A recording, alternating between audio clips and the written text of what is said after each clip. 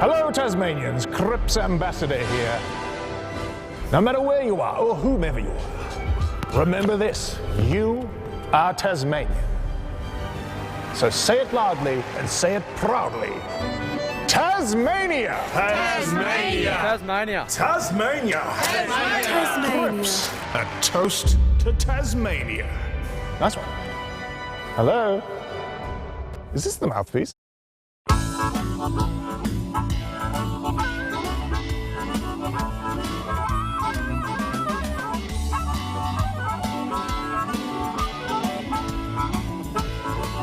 In today's world of self-service, it's nice to know that there's still a place where you can sit back and relax. Bennett's Driveway Service, now at Snug, Lerner Valley and Sandy Bay. For more than 40 years, Bennett's Petroleum has been there for all Tasmanians.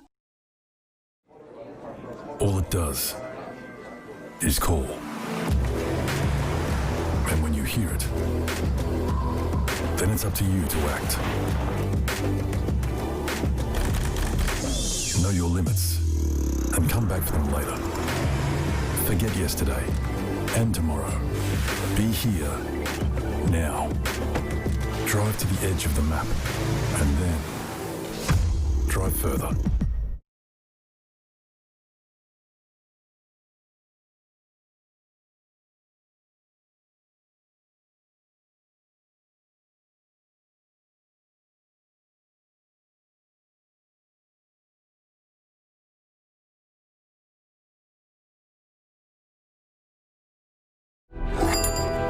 Hello Tasmanians, Cripps Ambassador here. No matter where you are or whomever you are. Hello Tasmanians, Cripps Ambassador here. No matter where you are or whomever you are, remember this, you...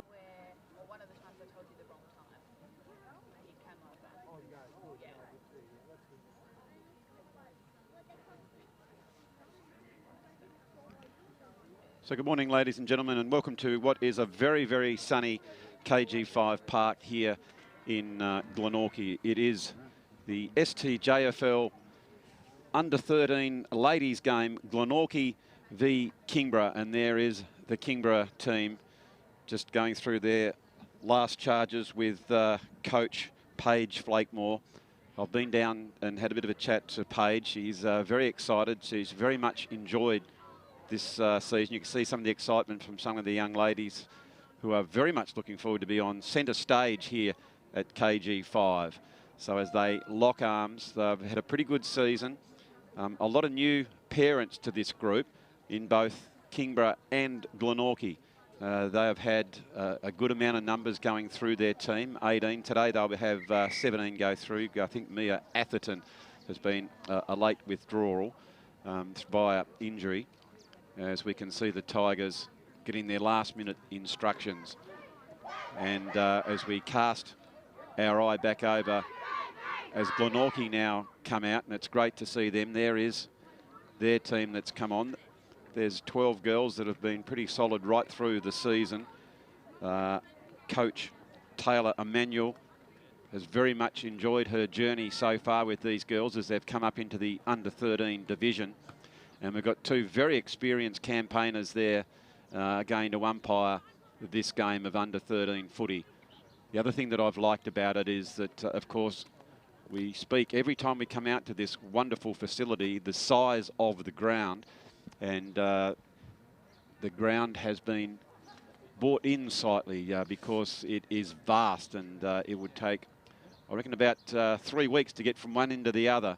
No, it is a big ground, so they've just put the goals, some additional goals in here just to make it the right size for the girls that are playing here today. Beautiful conditions, as we said.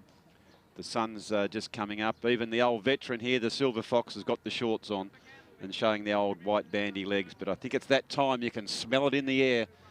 It's coming up to finals. It's the last roster match.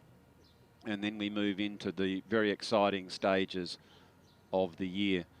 And we're so very, very thrilled at the STJFL to be able to bring you this season, because there were some concerns that we wouldn't get any football, and which has been the stage in some parts of the country. So we are underway here as it was a good tap out by Fletcher for the Tigers.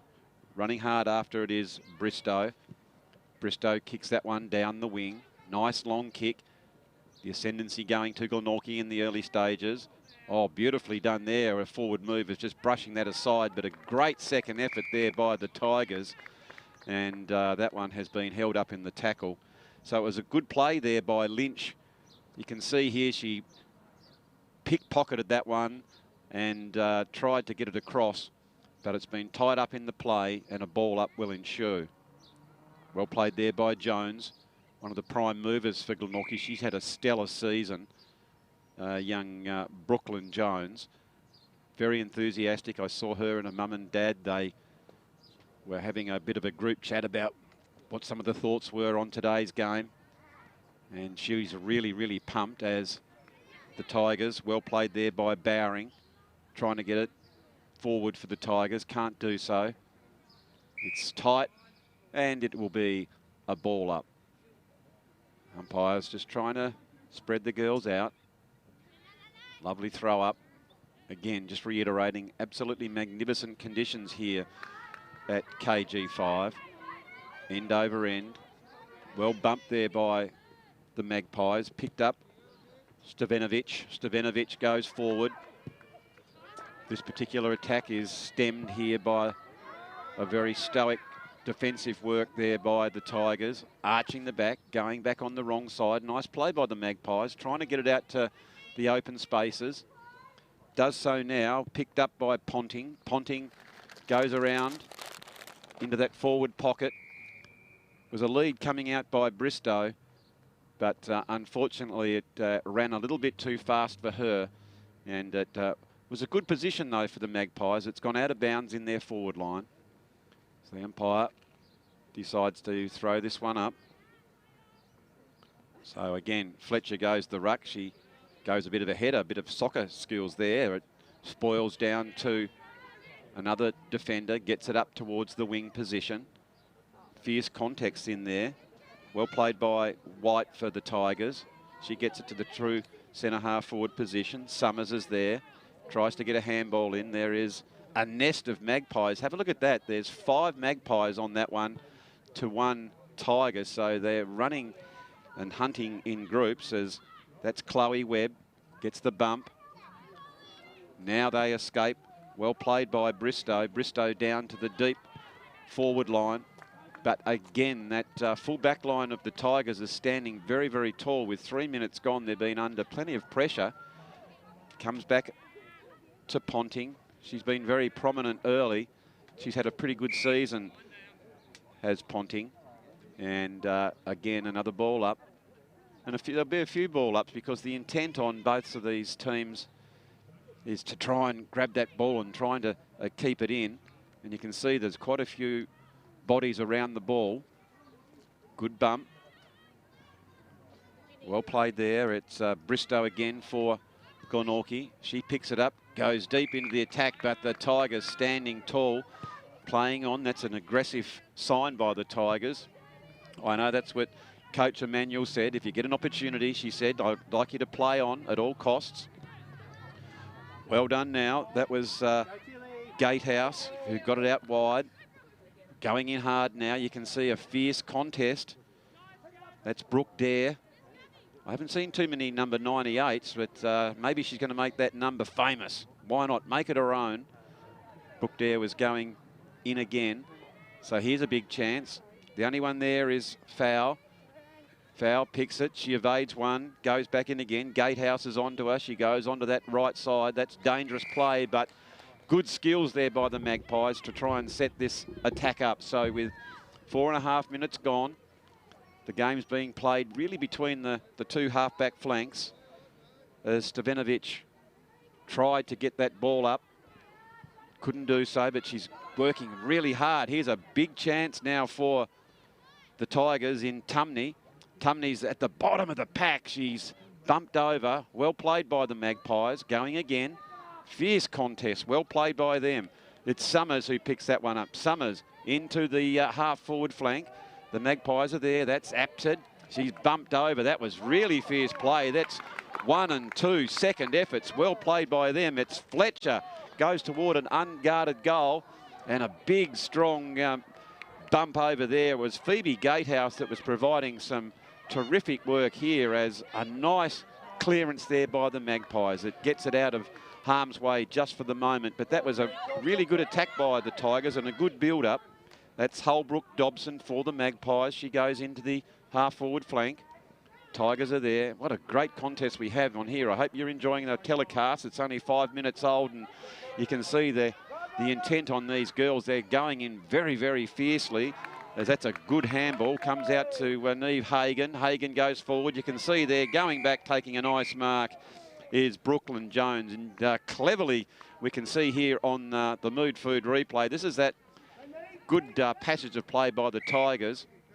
But you know it's a really warm day because Brooklyn Jones, when she went for that mark, quite cleverly put her hands up to in the sun. So that's very unusual, but that's going to be a feature of this game that the sun might get in the girls' eyes as it goes down deep. That's Natalie Fletcher. She's been good in the early stages. Fleet of foot is Bella Tumney. She's playing that fleet of foot forward role for the Tigers.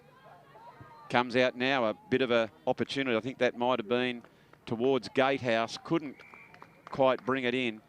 And it's gone out of bounds deep into the forward line of the Tigers. So no score just yet here in the Cripps the Master Baker STJFL under 13 game here at KG5. It is Glenorchy in their traditional black and white stripes up against the Kingborough Tigers, of course, in their black and gold strip. Well broved by Rose. Tries to get a handball. Good tackling by the Magpies. Tumney's there. Can't hold her back. So it's Matilda Lang who's running very hard towards the ball. That was creative play. Brilliant work below her knees. Gets that ball inside.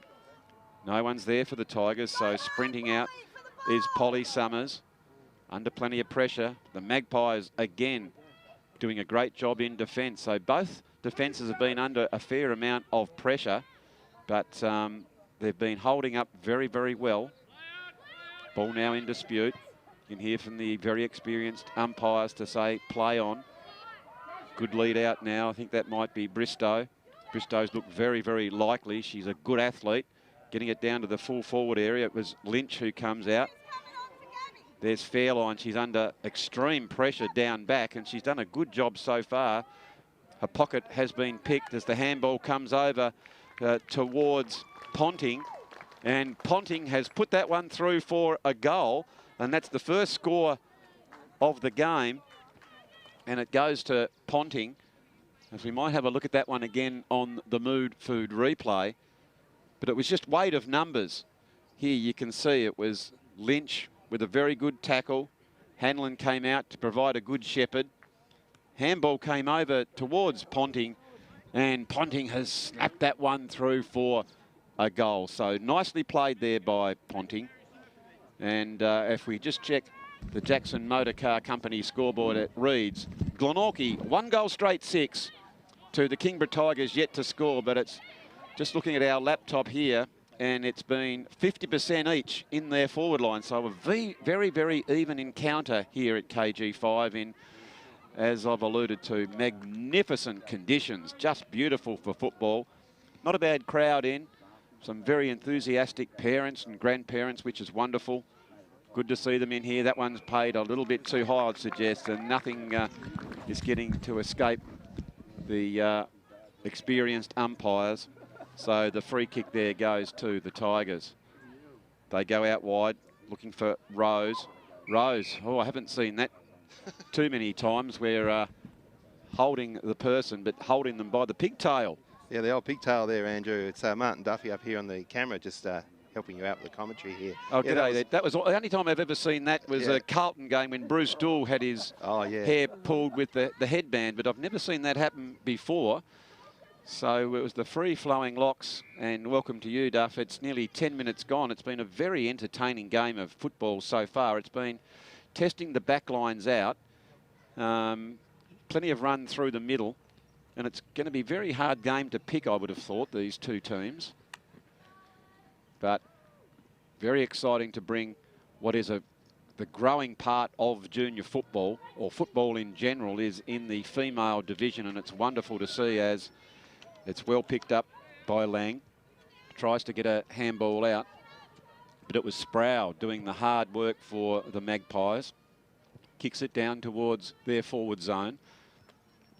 Prime mover here is Holly Bristow. She's been terrific as she tries to spot Hanlon up down there at full forward. I think that's Fairline, who has done such a wonderful job. Many occasions she's been up against 2 and 3 opposition, and she has stood very, very tall as that ball goes in for an opportunity. Leading out is Broadbent. She needs some assist, and as Broadbent goes charging towards the ball, there's a whistle on play. Excuse me. And it's going to be a free kick be paid here to the Magpies. And that name, Broadbent, look out, because her father, Mark, was a wonderful player for Gilston Bay High back in grade 8 in about 1982. Gee, did he go on with the caper, Duff? No, he didn't. Oh, well, let's... Actually, oh, there he is. He's one of the men in there, one of the gentlemen. Yeah, well... Haven't quite got a shot of him there, but no, I spoke to him before the match, and he's very excited about the girls' footy and where it's heading. Very much so, and why wouldn't you be? I think it's a wonderful thing to see. As a good tap out there was from Summers. This has been a very, very hotly contested ball. Is running hard to try and bring that one in, but couldn't do so. But it is being held in the forward line now for the Tigers. There it is. Nice tap out. Goes to the advantage of Stefanovic. She runs very well. This particular time didn't get great purchase on the footy. And umpire's seen a bit of an infringement. Not sure what that was for, but we've got umpire John out here today. John Hayes, very experienced campaigner. Be right onto everything. Very much so. He knows the rules very well. Oh, yes. No doubt about that. He's almost like the professor of umpiring, as Broadbent has taken a nice mark. Oh, unselfishly goes for the lateral kick. And now there is going to be a bit of a shot on goal, as it's a big, long, raking kick, but just offline. But that was good forward move there by the Tigers. Just didn't result in the maximum for them. But it's a very, very even encounter as the Magpies bring that one in. Here's another chance. Well played and a good tackle. But luck is a fortune, as that one came out to King, and King was very quick to seize that opportunity, and she turned around and put that one through for a very, very nice goal for the Tigers. And just like that, the Tigers have got their nostrils in front. They move on to 1-1-7. As we can see here, that kick, I think that was a set play.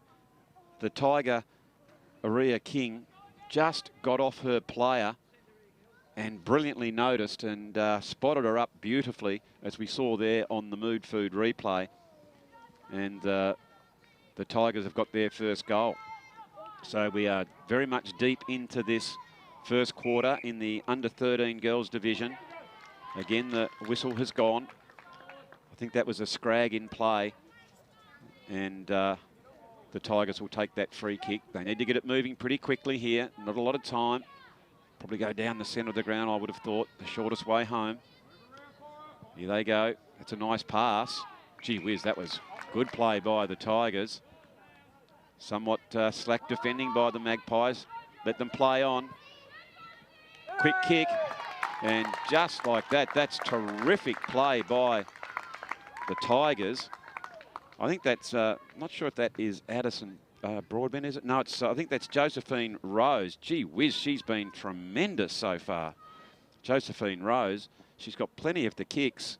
She set the last goal up, and she got out quickly, as we can see here. She was running hard. Look at her there. She was going to be front and centre, picked the ball up, had oncoming traffic, but showed great poise and courage to head towards the goal and put that one through. So nicely played by the Tigers, and especially Josephine Rose, who has got a bit of spunk about her, the way she's playing her footy, and The Tigers are going forward again, but not before the whistle has gone for quarter time here at KG5 Park. And Glenorchy had a nice lead, and then in the last minute of play, you can see that the Tigers are 2-1-13 to Glenorchy.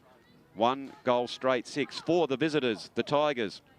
It was King and Rose are the goal kickers, and for Glenorchy it was Ponting, the goal kicker early. So it's a very, very good game here at KG5. We hope you're enjoying what is going to be a fantastic game of junior football. It is now time for us to have our first break for the day, and we'll be back with the second quarter very, very shortly. Hello, Tasmanians. Cripps Ambassador here. No matter where you are or whomever you are, remember this: you are Tasmanian. So say it loudly and say it proudly. Tasmania! Tasmania! Tasmania! Tasmania! Tasmania! Cripps, a toast to Tasmania. Nice one. Hello? Is this the mouthpiece?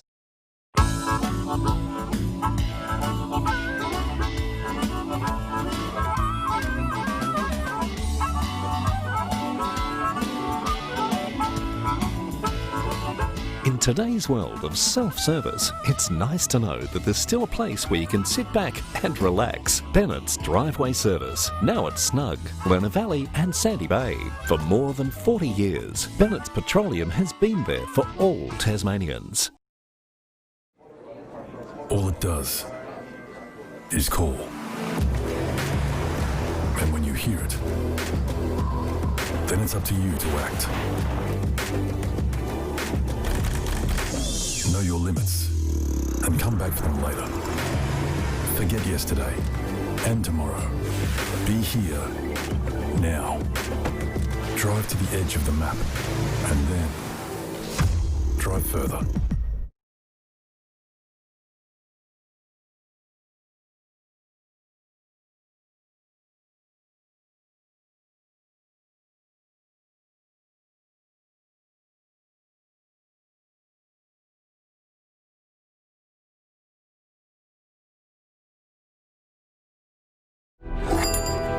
Hello, Tasmanians. Cripps Ambassador here.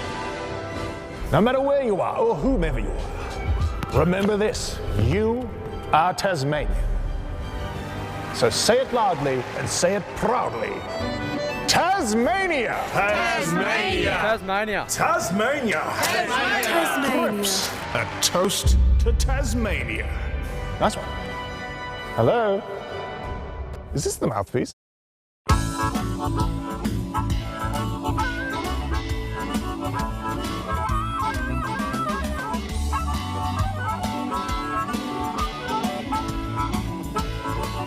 In today's world of self-service, it's nice to know that there's still a place where you can sit back and relax. Bennett's Driveway Service, now at Snug, Lerner Valley and Sandy Bay. For more than 40 years, Bennett's Petroleum has been there for all Tasmanians. All it does is call. And when you hear it, then it's up to you to act.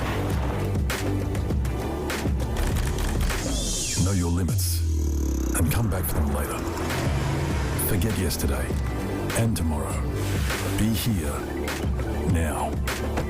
Drive to the edge of the map and then drive further.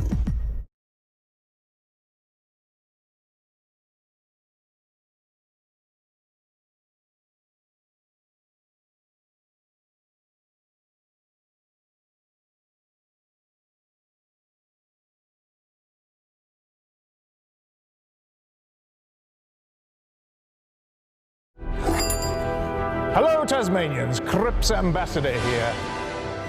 No matter where you are or whomever you are, remember this: you are Tasmanian. So say it loudly and say it proudly. Tasmania! Tasmania! Tasmania! Tasmania! Tasmania! Cripps, a toast to Tasmania. Nice one. Hello? Is this the mouthpiece?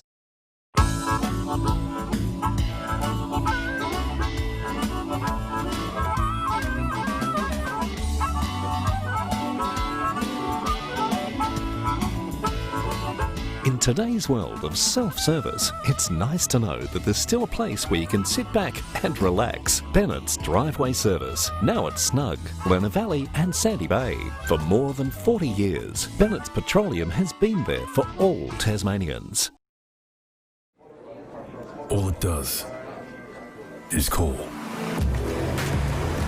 And when you hear it, then it's up to you to act. Know your limits and come back for them later. Forget yesterday.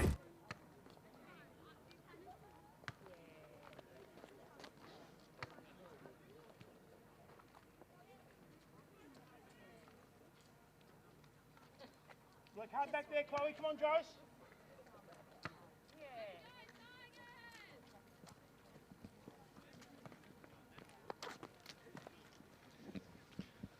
So welcome back to KG5 Park, where we see Glenorchy 1 goal straight 6 to Kingborough Tigers 2-1-13 in what has been a very, very entertaining first quarter. As we are underway again, went down and had a little listen to the coaches.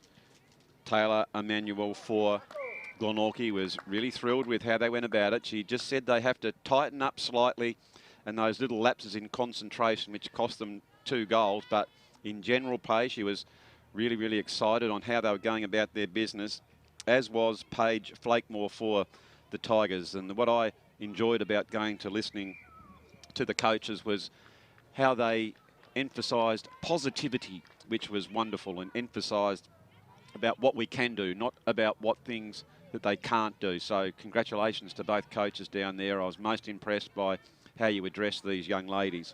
Encouragement is the way to go in coaching, there's no doubt about that, as we are back to the game proper. As picking that one up is Erin Watts for the Tigers.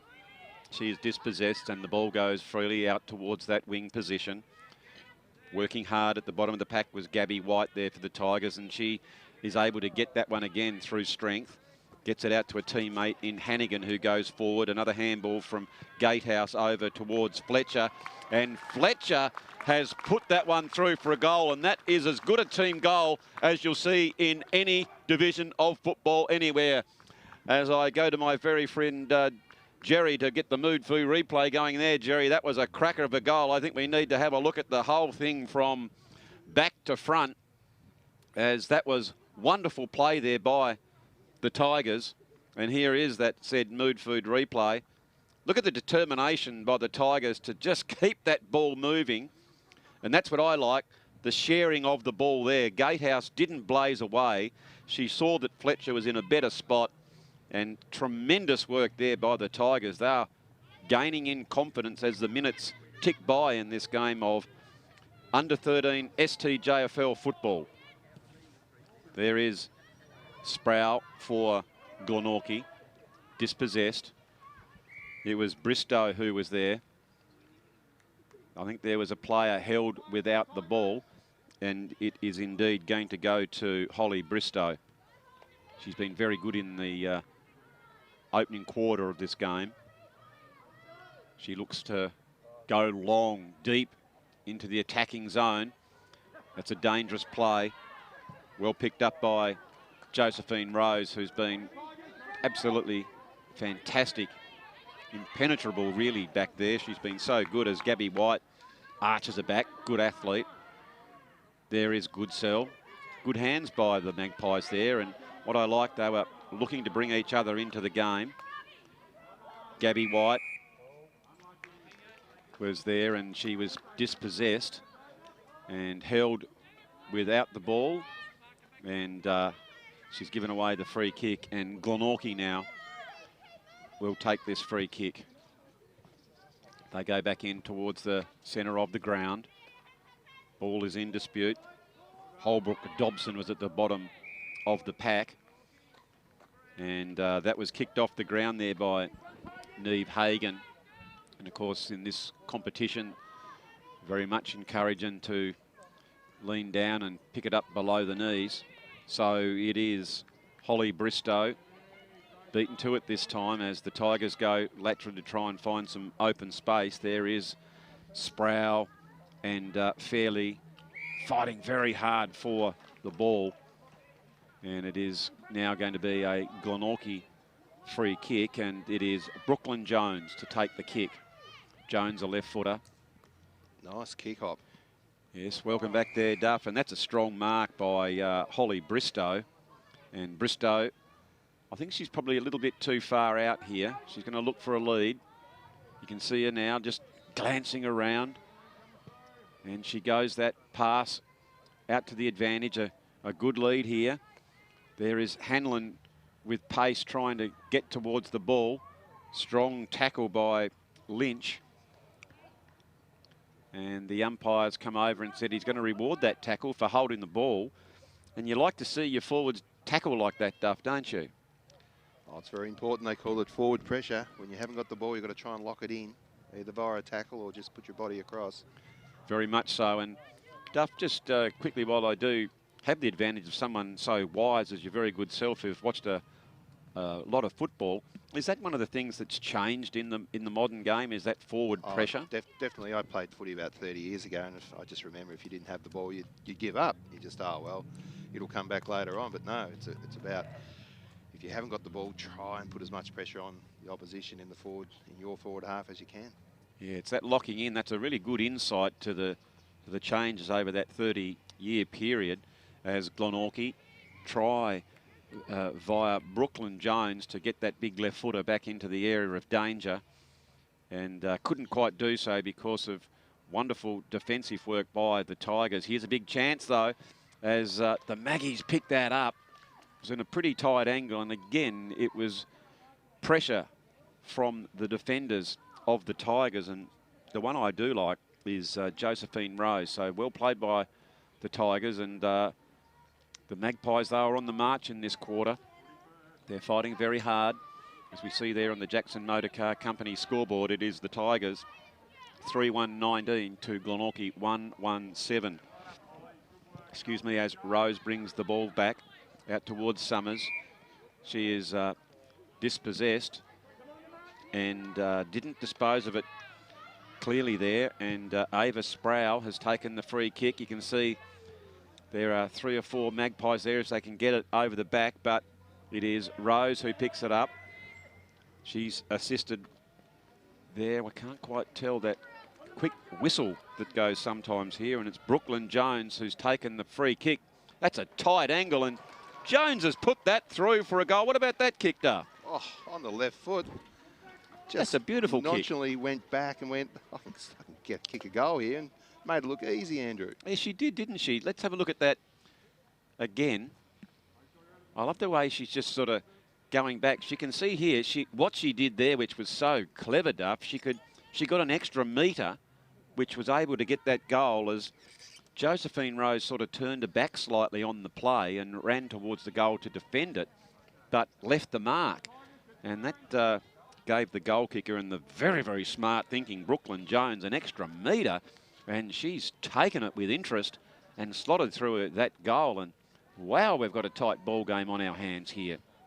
At KG5, this is Cripps the Master Baker, STJFL under-13 football. And it's a wonderful game that we're looking at with very good skills.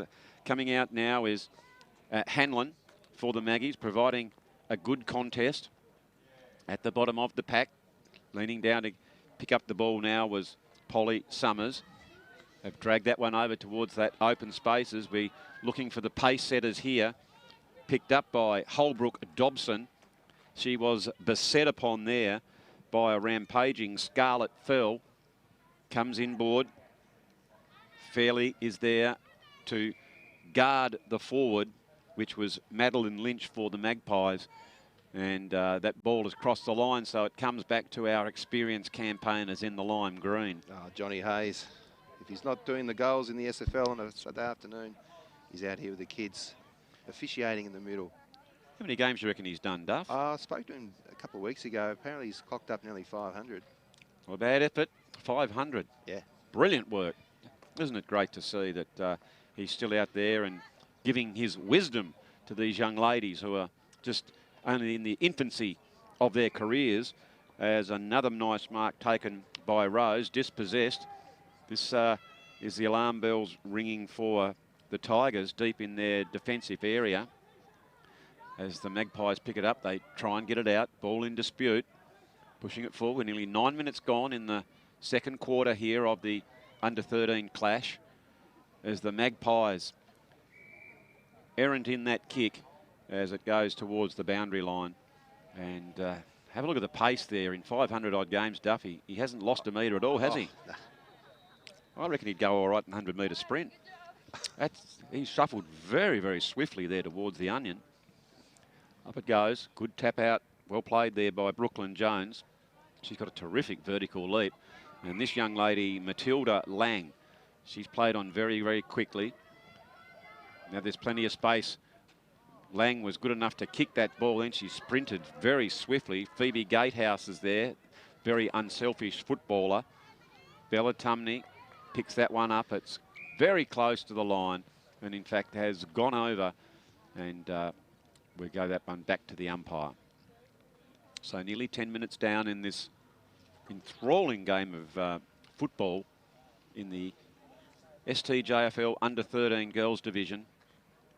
What's been a fantastic season of footy. It's just been so heartening, hasn't it, Duff, to go out week in, week out and see all these young boys and girls enjoying their football in a very disrupted 2020. Yeah, no, we're very lucky that the STJFL and the state governments allowed us to play Aussie rules and soccer and all other sports. Very much so. Makes you really think what we'd be doing if we weren't able to do this, Hoppy, because we love it so much. Well, it's even the smiles not on the girls' faces. That's a beautiful tackle by Josephine Rose. But the parents who are here enjoying their offspring rush around, Duff, that's what I've been enjoyed, as it's a long kick towards full forward and right on the line, just touched. So a very determined Kelsey Fowl just was able to get her right hand to that one. She plays on. Good bit of pace here. Got up to a gallop down the centre of the ground. Three Tigers there as they roar with a handball to Bella Tumney. Further afield to Rose. Rose looks out towards Gatehouse. Gatehouse is very, very unselfish in the way she tries to bring her teammates into each game. Just sprays that one a little bit too wide, but it was a good kick to the advantage of the forward. But it is in the forward line now of the Tigers. There is the throw up. It is well won by Fletcher. Fletcher goes down to try and get it again, and once again, right on the last line of defence, it is Kelsey Fowl who leaps very, very high to touch that ball. And the umpire says, you've just got to run through those goals. You can't, he's more than happy for you to play on, but just go out through the goals. Didn't quite get a lot of purchase on that one, unfortunately, as it falls towards Addison Broadbent. Very swiftly goes around as Fletcher picked that one up, but it's going to go back to Broadbent to take the free kick.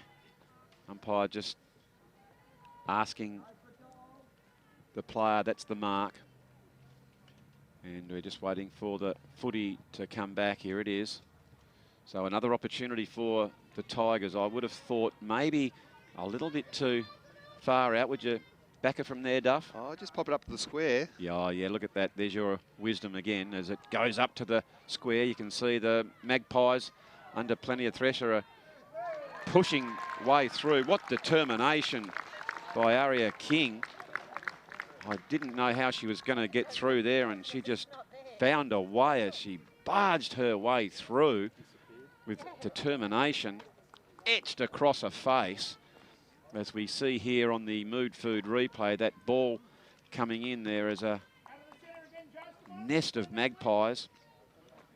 Almost a little bit of a front on tackle, but it was with no intent, as Natalie Fletcher was trying to barge her way through, and King picked that one and cleverly put it across a body for a goal. So well played for the Tigers, as they now have got a comfortable lead in this game.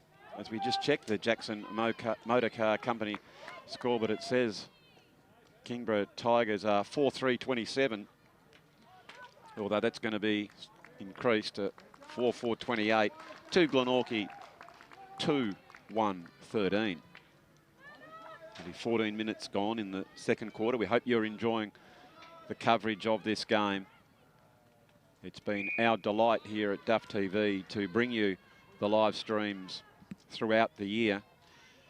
Of course, we must thank our friend out here, Joel Berry, who puts in a mountain of work behind the scenes at the Glenorchy Junior Footy Club. Which he certainly does. He's a wonderful young man. Yep, great young fella, and really enthusiastic about getting Duff TV out here to film. So, Glenorchy, through the agency of Apted, she's bowled over by a rampaging Tigers. There is Rose, picks it up, handball back inside towards Fletcher. Fletcher to the area of danger. Goodsell showing courage, coming out for the Maggies. But picking that one up is Lang. Lang goes deep into King, who's already got a couple. She's been told that she was holding the ball, and it's going to be a free kick here as we see. Oh, that was the old Kevin Bartlett throwaway, Duff. Yeah, yeah. Had possession, and back in the day, I think that was the siren.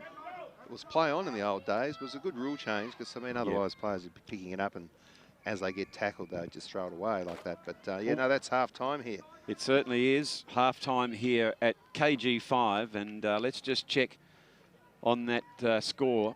It has the Kingborough Tigers are 4-4-28, leading Glenorchy, very determined, 2-1-13. And for Glenorchy, it is Nikisha Ponting has a goal and Brooklyn Jones a goal. And for the visitors, it is Aria King has 2, Josephine Rose has got 1, and Natalie Fletcher has got 1. Well, so far, the difference probably has been that the Tigers have been sharing that ball around a little bit more. They've just lifted their eyes slightly and really looked to bring each other into the game. So as the girls take a well-earned break from what has been a very fast-paced game, it is our opportunity to take our second break from KG5, and we'll be back with the second half very shortly. Hello, Tasmanians. Cripps Ambassador here. No matter where you are or whomever you are, remember this: you are Tasmanian. So say it loudly and say it proudly. Tasmania! Tasmania! Tasmania! Tasmania! Crips, a toast to Tasmania. Nice one. Hello? Is this the mouthpiece?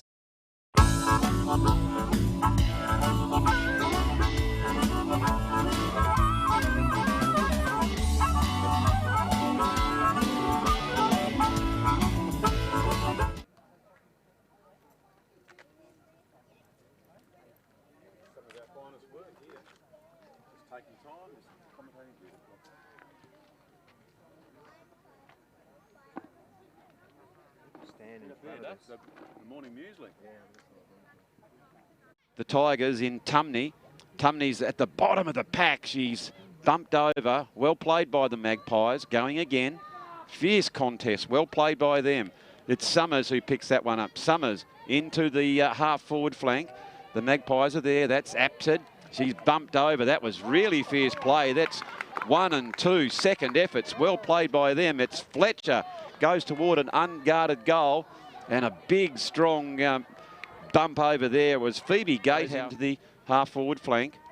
Tigers are there. What a great contest we have on here. I hope you're enjoying the telecast. It's only 5 minutes old, and you can see the intent on these girls. They're going in very, very fiercely, as that's a good handball. Comes out to Neve Hagan. Hagan goes forward. You can see they're going back, taking a nice mark, is Brooklyn Jones. And cleverly, we can see here on the Mood Food replay, this is that good passage of play by the Tigers. But you know it's a lead out now. I think that might be Bristow. Bristow's looked very, very likely. She's a good athlete. Getting it down to the full forward area. It was Lynch who comes out. There's Fairline. She's under extreme pressure down back, and she's done a good job so far.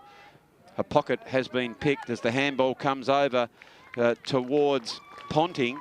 And Ponting has put that one through for a goal, and that's the first score of the game. And it goes to Ponting in the maximum for them. But it's a very, very even encounter as the Magpies bring that one in. Here's another chance. Well played and a good tackle. But luck is a fortune as that one came out to King, and King was very quick to seize that opportunity, and she turned around and put that one through for a very, very nice goal for the Tigers. And again, the whistle has gone. I think that was a scrag in play, and the Tigers will take that free kick. They need to get it moving pretty quickly here. Not a lot of time.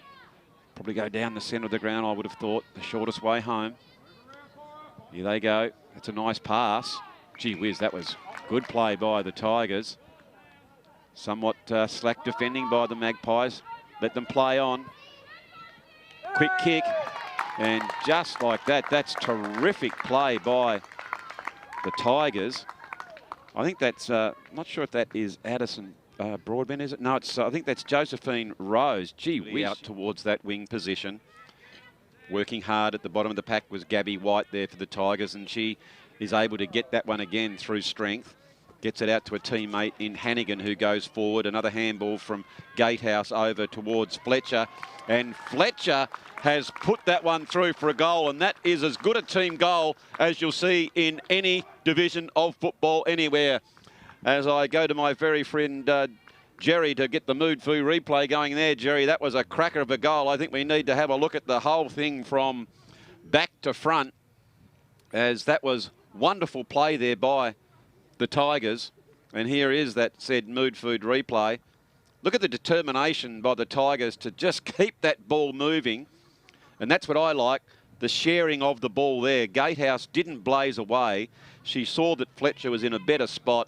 Far out. Would you back it from there, Duff? Oh, just pop it up to the square. Yeah, yeah, look at that. There's your wisdom again. As it goes up to the square, you can see the Magpies under plenty of pressure are pushing way through. What determination by Aria King. Hello, Tasmanians. Cripps Ambassador here. No matter where you are or whomever you are, remember this: you are Tasmanian. So say it loudly and say it proudly. Tasmania! Tasmania! Tasmania. Tasmania! Tasmania. Cripps, a toast to Tasmania. Nice one. Hello? Is this the mouthpiece?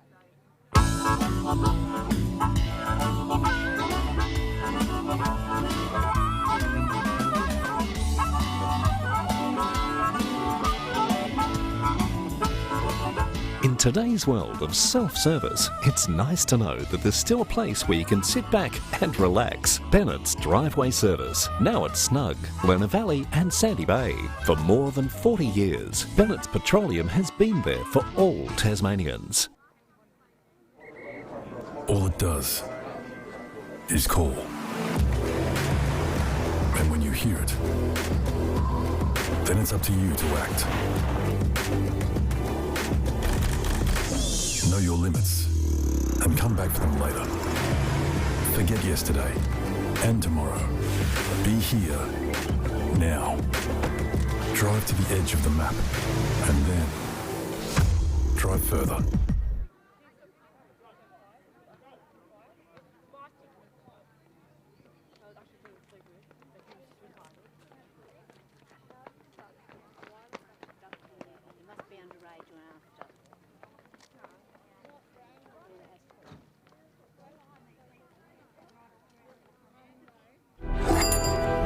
Hello, Tasmanians. Cripps Ambassador here.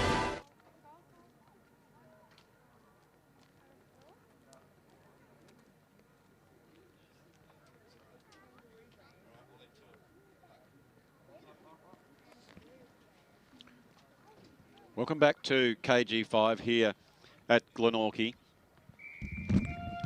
Well, the day is only improving, and it's after yesterday's 21, I think it was, here in Hobart. It is going to be very much similar, if not a tad warmer today. So very exciting times when the season comes over to spring. Finals are about, as Lynch picks up for the Magpies a long raking kick, but in her attempt to gain those extra valuable metres has been somewhat errant in the direction, and the ball has gone over the line, so a free kick will come out to the Tigers. Again, I went down and had a listen to both of the coaches, and most impressed by the way the both Emmanuel and Flakemore spoke to the girls. Very much encouraging, teaching where they'd like to go. Very much like your AFL. There was a lot of direction, positivity. As picking that ball up now is Madeline Lynch. She goes back into a dangerous area. Magpies would love to get that first goal. They're trailing by a couple, so they are racing. Very fleet of foot was Ponting. Nikisha Ponting, who got that early goal for the Magpies. In fact, it was the first goal of the game. You can see there how she got it. No one guarding the mark. So Brooklyn Jones, who is also a goal scorer, we know that.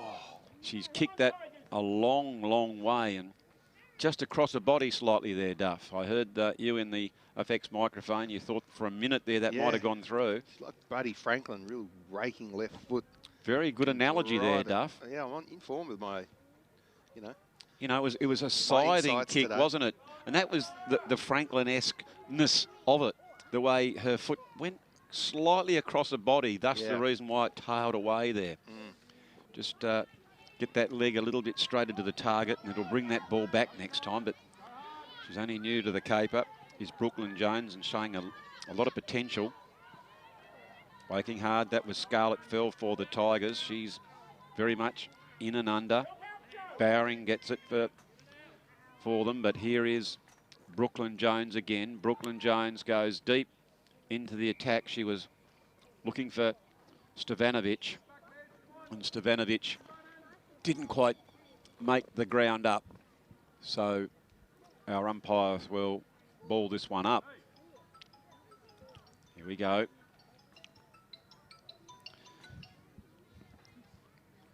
There is the ball up.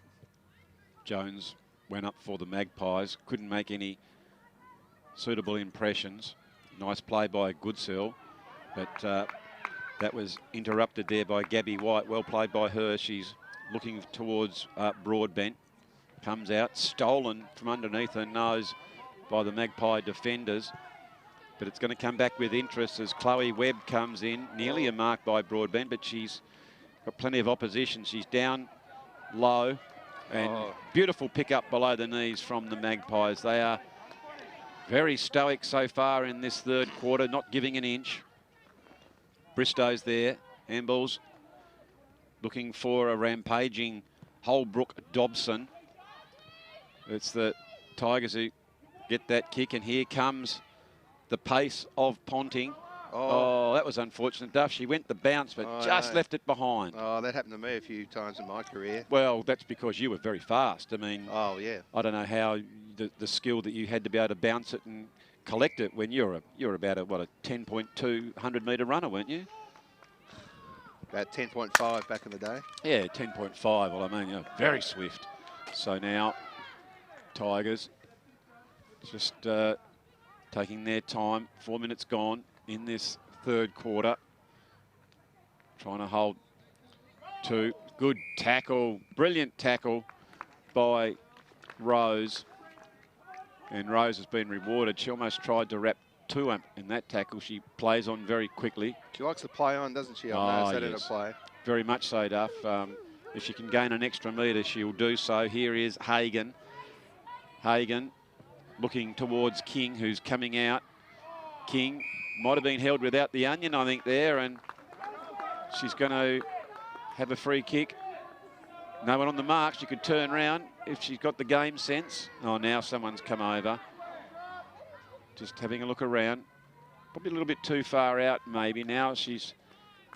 I can see Rose just on the side. Oh, look at the kick.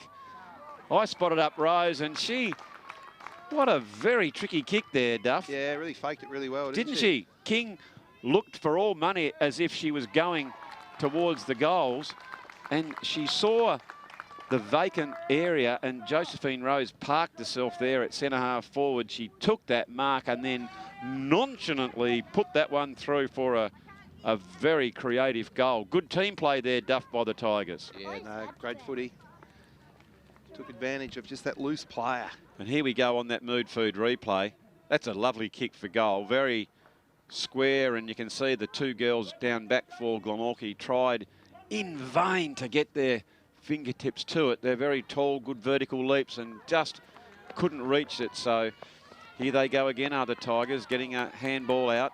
Good tackle there by Sproul, and Sproul's going to be rewarded for that said good tackle. So going back now, trying to set up another attack. They move the ball pretty well, do the Magpies, so they are a chance, but they need to get a wriggle on, because here they come, the rampaging Tigers, as that was White who got it deep into attack. It was towards Rose, but the free kick has gone to foul. Now it comes out towards Lynch. Lynch picks up, arches the back. It is in the wing position now. Overrunning at that time was Fletcher, falling to their knees. Plenty of people in front, and weight of numbers wins out. Was a nice tackle there by Ebony McShane. I think he's paid 25-metre penalty here. Oh, well, we'll see. Umpire Hayes, the man in control. Look at him there, Duff. He's saying, come on, come back over here. You've got to give that ball back. He's just... No, he's just, hold up, he says. The mark is, come on, up you come. He's like a policeman, isn't he? A traffic cop. There they are. I think that's what he does during the day. There they are, look at that. He's just saying, come right up here. There it is, right there. Right, so now everything's sorted out. Oh, that's a big penalty, isn't it? So, nice kick by McShane. Goes out, and towering mark by Rose. And as you know, Duff, she loves to play on. And Josephine Rose has put it through for her third, and I'm sure we'll have a look at that on the Mood Food replay. When she took that mark, she was right in the magpie nest. And as we watch here, the ball comes into her, and bang, one around it. She just takes on so quickly, and good awareness of and sense of what's going on around her, hasn't she, Duff? Yeah, probably just about our player of the match, I think. She's the player who really takes the game on, and she's got 2 quick goals there. Well, she's been really good below her knees, and now she's proven to be just as good above her head as well, taking a couple of strong marks. She's been good either down forward or back, as Bowering, a bit of confusion here, is now going to take this kick. The other thing which is probably in the advantage in the Tigers, Duff, is it is a pretty warm sort of day. They've got an interchange bench, whereas the Glenorchy are playing on their limit. And here goes Rose, just plays on quickly. Coming out on the lead is King, and King took a very good mark, a nice lead. And it's another penalty, I think, Duff, isn't it? The umpire's gone right back, and so now King very much odds on to kick this. You can see what is in front of her. She's only 10 metres out, goes back to 8 metres, and has slammed that home for her third goal. Gee. Good play, and the Tigers are having an amazing quarter here, Duff, aren't they? They just kick, what, 3 goals? 4 goals, is it? Yeah, very, very quick time. Succession. As we see here in the Mood Food replay, she just... now she's having a rest. Oh, well, this is the modern football. You see Coach Flakemore just... That's what they do in the AFL, Duff. You kick a sausage and you come off for a spell. And she's the rotations. And that's the advantage of having a bench. So it's even numbers on the field at all times. So Glenorchy have got their 12, whereas up against 17. So they are rotating their girls through. So they're coming on fresh. And the hard-working Magpies are staying out there and doing a pretty good job. But it's just this quarter that the game seems to have just drifted away from their clutches. And that ball has gone out of bounds with 10 minutes gone in this third quarter. It is the STJFL game of the day It is Glenorchy under-13s v Kingborough under-13s in the girls division. Work there by Fletcher, looking for Tumney, who's always front and centre. Good tackle applied there by Polly Summers. And Summers will quickly get off the mark, and she's looking to kick it to the advantage of the Tigers. Looking up at her options now. Very much towards the true centre-half forward position. Can't take a mark that time was Rose, but you know she's going to be at the bottom of the pack to try and get it again. Needs to play to the whistle. Tumney providing the bump, but a strong mark taken by Jones. Didn't go the required distance, so she plays on very, very quickly, trying to get the Magpies moving. There is Stevanovic. Stevanovic takes a bounce. She'll take a second bounce, though that time it didn't quite come up. Goes the appeal. Yeah, free kick here to Glenorchy, kick on goal. You can see the surprised look on Stevanovic's face. She was another whistle. Just not sure what this is for, Duff. Maybe it's going to go to, wasn't Stevanovic at all. It's Goodsell. Okay. So Goodsell, you can see now, getting close to the mark. She needs to quickly get back off this mark, I would have thought. Yep. I'd go back just a tad further if I was her, but she goes off the one step.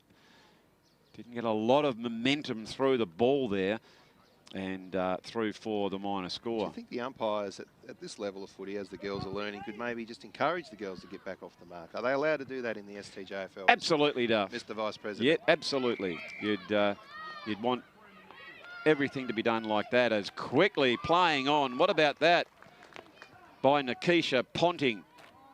There you can see there the smile on the face, Duff. She is That's absolutely, second goal, isn't yeah, it? she's thrilled with that one. She hit the first goal of the game, and Ponting has just breathed life into this game. No, very much so. You almost want the play. You can see there that who was that, Duff? That was McShane for the Tigers. These are just the little things that the girls will learn. So as soon as that mark was taken by Ponting, you stand there in their face, put your hands up and guard the mark. She just sort of wandered off slightly and gave Ponting an opportunity to play on. And that's where the beauty of this footage will be as a coaching tool for these coaches. Yes. As they'll be able to sit with the players and say, have a look what happened here. See that what I say when I want you to guard the mark and go back, and you'll be able to go through and dissect the game. It's a really, really good coaching tool, Duff. Is looking at the footage. It's been a great initiative by the STJFL, don't you think? Oh, very much No so. doubt all the clubs are very, happy to know that we'll be getting out and filming every team at least once for the year. Yeah, it's okay to talk to your players as a coach, former coach myself, but when you can actually show them what has happened as a coaching tool, it's invaluable. So now we can see the arching of the back by the fleet-footed Stefanovic. Stefanovic drives that towards the goal umpire, and he signals all clear. And I tell you what, Duff, here come the Magpies. They never say die attitude. She did that before, didn't she? She tried to take the second bounce last time. That time, just the one bounce. And she's got a raking right foot on her as well. So look at the turn of pace. I know, and some pace. And see there that she's obviously a smart young lady, because she learnt from what happened before, Duff. You could see her, she actually pushed that ball into the ground instead of just caressing it. So it's great to see them going through their paces here, the young ladies in the under-13 division of the STJFL.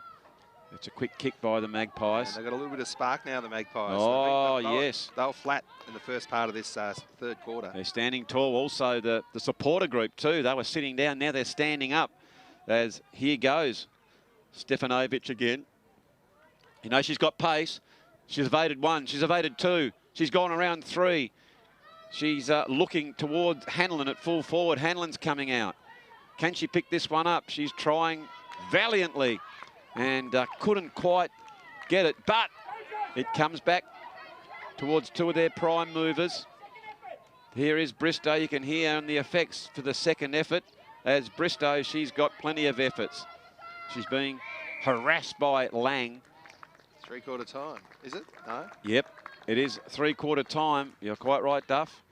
And wow, the umpire has called for the ball as we check the Jackson Motor Car Company scoreboard. And I tell you what, it's tightened up slightly as we see Glenorchy 4-3-27, the Tigers 7-4-46. And for the visitors, Duff, it is King with 3, Rose with 3, and Fletcher with 1. And for the home team, the Glenorchy Magpies, it is Ponting 2, Stepanovic 1, and Jones 1. And that was a quarter in 2 halves, wasn't it, Duff? We saw the Tigers doing such a great job in the early stage, and we thought, oh, hello, here they are. The old Tigers are starting to roar as they got goal after goal, but never say die the Magpies. Didn't they come back with a vengeance in that second part of that third quarter? Oh, I think they'll take a lot of confidence going into the last quarter here, Andrew, because as you said, the game was right away from them, but to get those 2 late goals and then even a chance of a third one in a row, but then the siren went, I think they'll come out and they'll be all primed for this last quarter. Very much so, Duff. So as we go to our last break, you've got some great news there, Duff. We've got the inaugural Under-8s live stream coming up directly after this game. That'll be good for the ratings. Oh, the Under-8s, the kiddies, I think they've been here since about 5 o'clock this morning getting rub downs. They're very excited. It's Glenorchy Black v Glenorchy White coming up after this game. So now's your opportunity to get that cup of tea, and we'll be back with the last quarter very shortly. Hello, Tasmanians. Cripps Ambassador here. No matter where you are or whomever you are, remember this: you are Tasmanian. So say it loudly and say it proudly. Tasmania! Tasmania! Tasmania. Tasmania! Cripps, a toast to Tasmania. Nice one. Hello? Is this the mouthpiece?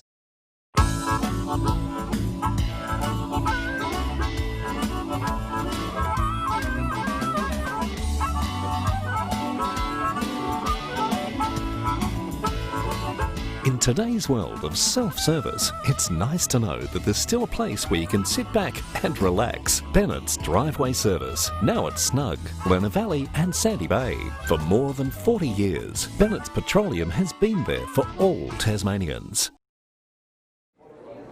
All it does is call.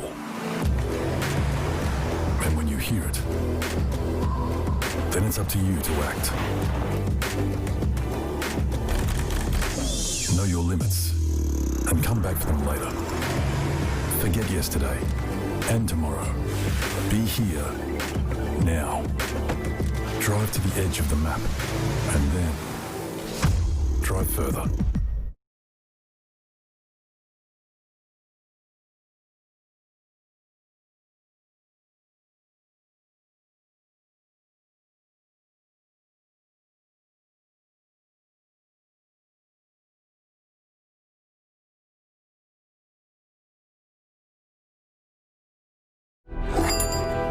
Hello, Tasmanians. Cripps Ambassador here. No matter where you are or whomever you are, remember this: you are Tasmanian. So say it loudly and say it proudly. Tasmania! Tasmania! Tasmania. Tasmania! Cripps, a toast to Tasmania. Nice one. Hello? Is this the mouthpiece?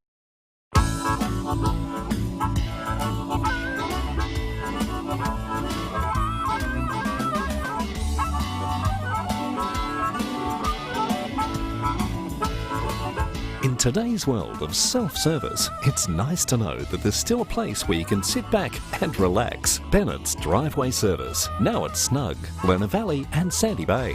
For more than 40 years, Bennett's Petroleum has been there for all Tasmanians.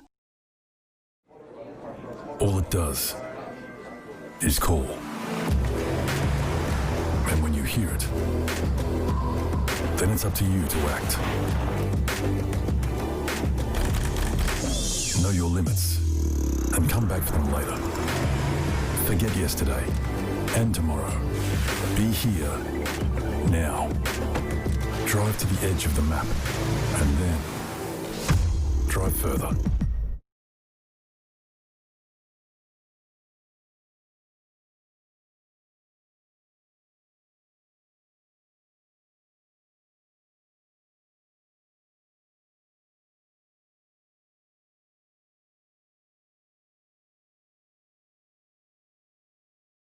So we're all in readiness for this last quarter, and it is going to be a very, very entertaining game. As we can see there, the Tigers 7-4-46 to Glenorchy 4-3-27, but that can change very quickly with momentum at the moment with the Magpies after those couple of goals in a row, and had an opportunity to go for the third as Brooklyn Jones picks it up, comes out towards Lynch. The whistle is gone, and it's a free kick going to Jones. Normally uses the ball very well. We have seen that throughout the day. A left footer who put that goal through, kicking towards this end. A little bit further out this time, but it's a lovely long raking kick. And again, I think it was Hanlon, the full forward. She just dropped back, but the ball didn't get to her. So it's going to be a ball up, but it's in the area, that the Magpies require it at, as Lynch tries to snap that one over, and the free kick will go to Josephine Rose. Rose at the moment's probably been one of the more dominant players on the game, and quite rightly, Coach Flakemore has got her down there. No one on the mark to guard her, so she gains valuable metres as Lang comes out. Handball quickly over to Fairley. Fairley back to Lang. Ball in dispute. Here is Jones. Jones runs very, very swiftly. Two Tigers there. They pick it up through the agency of Rose. She's going to be a hard one to get past down there.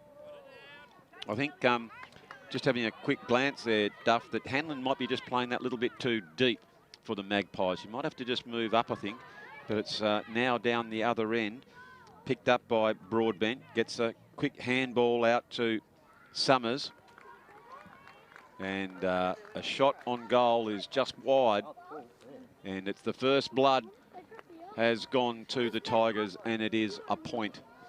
So they move on to 47, I think that is, to 27. So a 20-point the advantage at the moment to the good of the visitors, the Kingborough Tigers. Here is Lang. Arches the back, goes the short pass to the lead of Gatehouse. Gatehouse hasn't got a goal yet, but she's been instrumental in getting them though. And that's a clever kick by Addison Broadbent. She's deserved that goal. She's been there, she's been a provider. She's done the small forward role of keeping the ball in there. As we can watch here on the Mood Food replay, it is Gatehouse who picks that one up. And this is danger signs because, look, there are three Tigers without anyone from a Glenorchy near them. And playing the gatekeeper role was Kelsey Fowler, and she couldn't get a hand to it. And so a very, very handy goal if you are a Kingborough Tiger supporter. Leading out the charge was Ebony McShane, down half-back. Comes to Lang. Lang, very fast, creative footballer. Long kick towards King. This time the mark evades her, but she shows some great dexterity there and able to pick that one up after it evaded her clutches and gets it moving forward, but not before it has gone out of bounds. And so the umpires will throw that ball aloft. Good tap out. Summers again, working hard. It is Gatehouse who picks it up, and with good strength and creativity and goal awareness, Phoebe Gatehouse has put that one through for a goal to the Tigers. And as we started this last quarter, we were saying that momentum was all with Glenorchy, and the Tigers, who started the third quarter with a bit of a rush, have done exactly the same in this last, and they now move on to 9-5-59 to the Magpies 4-3-27. Here is Rose. Rose down back. She runs, sets up so many forward thrusts from that fullback position. And in fact, so much so that she drifts forward, and she's already got 3 goals as well. So she's got great game awareness. That's a strong tackle on Jones, but she goes back in for her second effort out towards Ponting. Ponting, we know, is fast. Goes long towards the goals and just offline, but it is another score to the Magpies.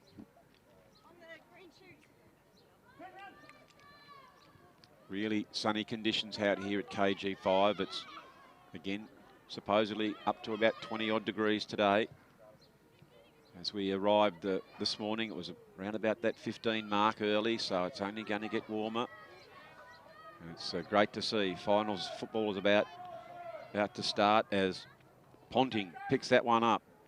She goes long and just offline. And another score to the Magpies.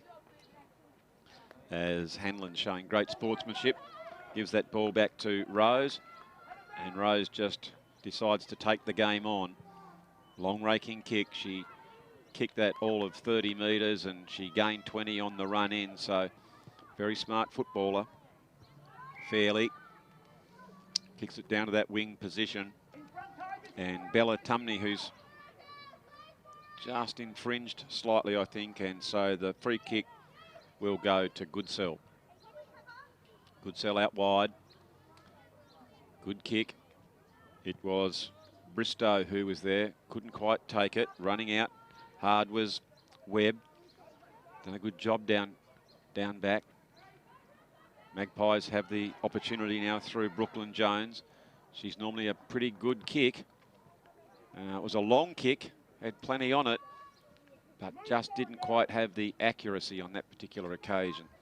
And another minor score. So we can see now, seemingly with just about 7 minutes gone, due to the Tigers getting these first couple of goals, I think they've got a pretty handy lead here at this stage. It is Lang trying to move the ball forward. Rushing in hard was Tumney. She goes for another second effort. Good footy played there by Jones. Jones, a strong left footer, deep into the forward line. And it'll be a ball up. As you can see what's in front of them there. They've got probably about 20 metres to get it toward their goal. So it is the Tigers with those couple of goals in this last quarter. Might have just taken the game away from the Magpies. Good tap out. Running toward the goal on all fours was Watts for the Tigers. Back towards the centre half forward position for the Maggies as they're going in. Hanlon comes out, but Rose has led it to the ball, picks it up, and he goes as far as Holbrook Dobson. She's got 3 Tigers in front, and she is not going to get through that big wall, and the Tigers are taking that free kick. Down towards the wing position. Good effort to mark there by Bowering, but couldn't quite bring it in. Handball back now for Glenorchy. Sproul is there, but comes to White. Plenty of wide open spaces. Charging out and picking it up is King. A quick kick. Here are the runners. Sproul goes back for Glenorchy. Good work by her. I think that's a free kick there for that soccer off the ground. Again, you've got to try and lean down and pick that ball up. So now we can see it's a free kick here to the Magpies. So with 9 minutes gone in this last quarter, it's the Tigers who have a very, very handy lead. It's been a pretty close game all day. It's gone in bursts.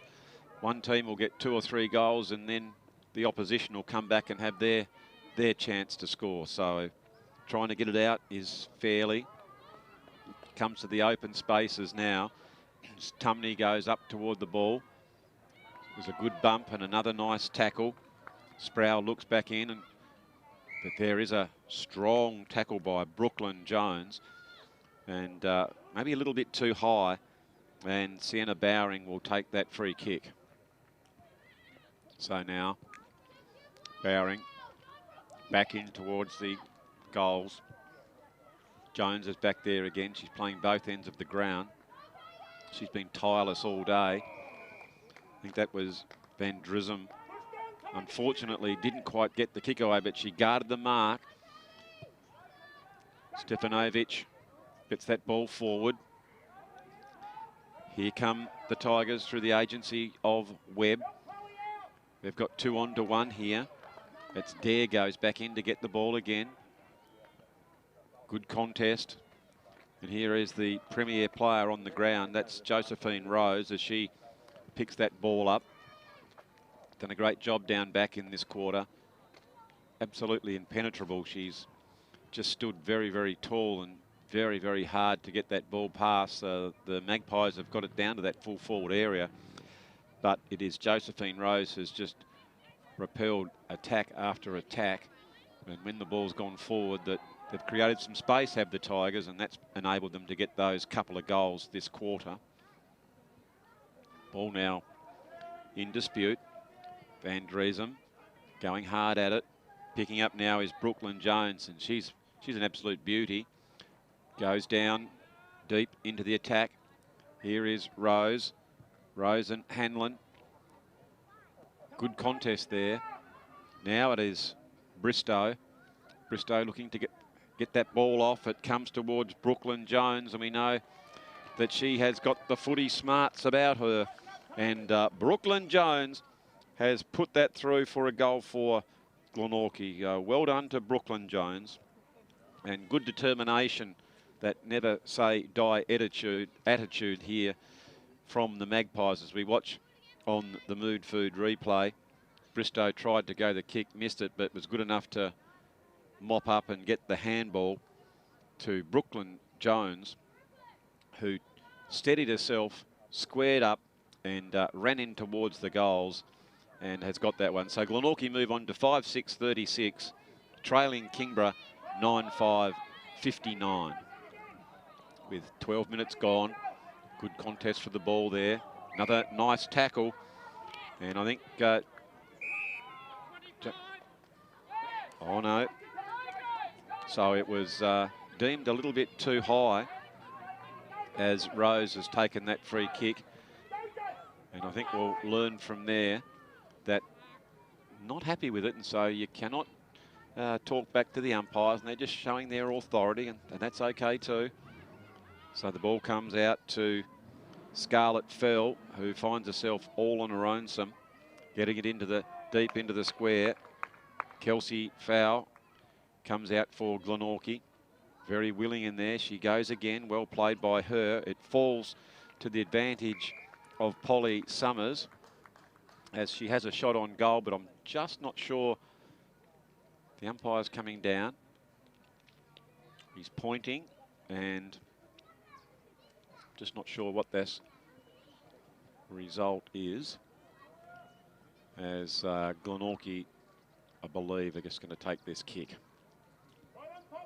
So no advancement to the score, as Glenorchy now through Foul back towards the true centre half back position. White goes in deep, but taking a nice mark again is Kelsey Fowl in the last line of defence. Umpire encouraging to give a bit of space. In fact, in the enthusiasm there of Natalie Fletcher to stand on the mark, might have encroached a bit, so a 25-metre penalty. Good kick by the Glenorchy defender. Gets it up over the middle of the ground towards fast running Stefanovic. Stefanovic, she goes to the one bounce, tries to go again, getting around Chloe Webb. Deep into attack now. Good contest here by Fairley and Hanlon.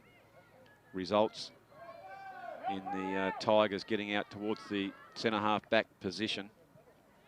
Tapped out there by Charlotte Van Dresem, but didn't quite dispose of it the way that the umpire would have liked to see. And so the free kick going to Nikisha Ponting. Ponting very fleet of foot, got a couple of goals, had a pretty good game really for the Magpies. That particular time, just dragged that one across her body, and it's seen it go out of bounds. So we are just about to click in, and there indeed is the final siren for the big game here, which was Glenorchy under-13 v Kingborough under-13, which sees Kingborough 9-6-60 to Glenorchy 5-6-36 for the victors.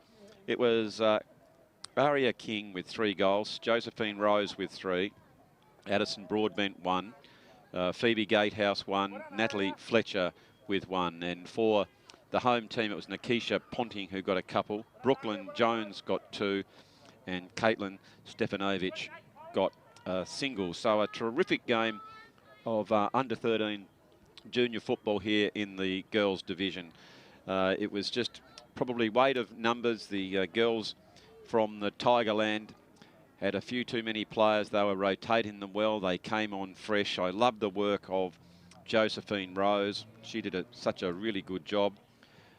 King was a focal point for them. You could, who else have we got there? Oh, Gatehouse was good. White provided plenty of attack and run. And for Glenorchy, Ponting was a real live wire.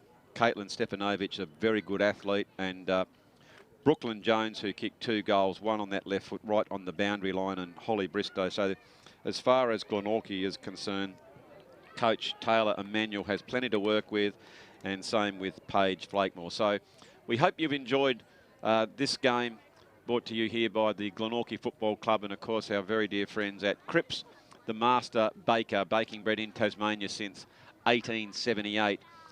We are going to take a break before we'll be very excited to come back. And when we do come back to KG5, as we hear the rounds of applause for the girls, what a great game that was. It is the under-8s coming out, starting on their careers. So it's going to be wonderful to see the little fellas running around here at KG5. So that's all from KG5. We'll be back with that game very, very shortly. It's on the side. Oh, look at the kick. I spotted up Rose, and she... What a very tricky kick there, Duff. Yeah, really faked it really well, didn't she? King looked for all money as if she was going towards the goals, and she saw... It's a big penalty, isn't it? So, nice kick by McShane. Goes out, and towering mark by Rose. 10 metres out, goes back to 8 metres, and has slammed that home for her 3rd goal. Learning could maybe just encourage the girls to get back off the mark. Are they allowed to do that in the STJFL? Absolutely, Duff. Mr. Vice President. Yeah, absolutely. You'd want everything to be done like that, as quickly playing on. What about that by Nikisha Ponting? As a coaching tool, it's invaluable. So now we can see the arching of the back by the fleet-footed Stefanovic. Stefanovic drives that towards the goal umpire, and he signals all clear. And I tell you what, Duff, here comes a 20-point the advantage at the moment to the good of the visitors, the Kingborough Tigers. Here is Lang, arches the back, goes the short pass to the lead of Gatehouse. Gatehouse hasn't got a goal yet, but she's been instrumental in getting them though, and that's a clip. Good tap out. Summers again, working hard. It is Gatehouse who picks it up, and with good strength and creativity and goal attack. Here is Rose. Rose and Hanlon. Good contest there. Now it is Bristow. Bristow looking to get that ball off. It comes towards Brooklyn Jones, and we know that she has got the footy smarts about her. And Brooklyn Jones has put that through for a goal for Glenorchy.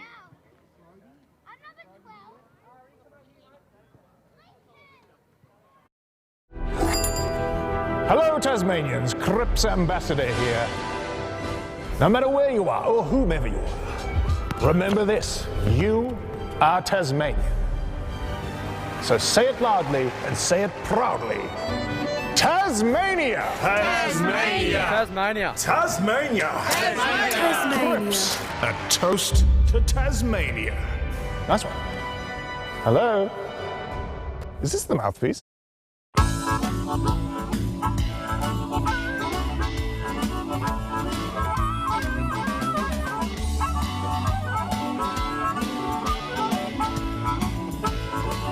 In today's world of self-service, it's nice to know that there's still a place where you can sit back and relax. Bennett's Driveway Service, now at Snug, Lerner Valley and Sandy Bay. For more than 40 years, Bennett's Petroleum has been there for all Tasmanians. All it does is call. And when you hear it, then it's up to you to act. Know your limits and come back for them later. Forget yesterday and tomorrow. Be here now. Drive to the edge of the map and then drive further.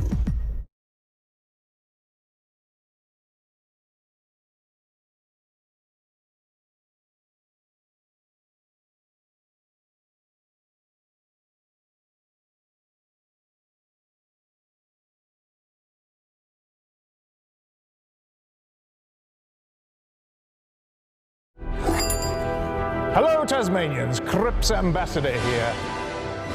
No matter where you are or whomever you are, remember this, you are Tasmanian. So say it loudly and say it proudly. Tasmania! Tasmania! Tasmania. Tasmania! Cripps, a toast to Tasmania. Nice one. Hello? Is this the mouthpiece?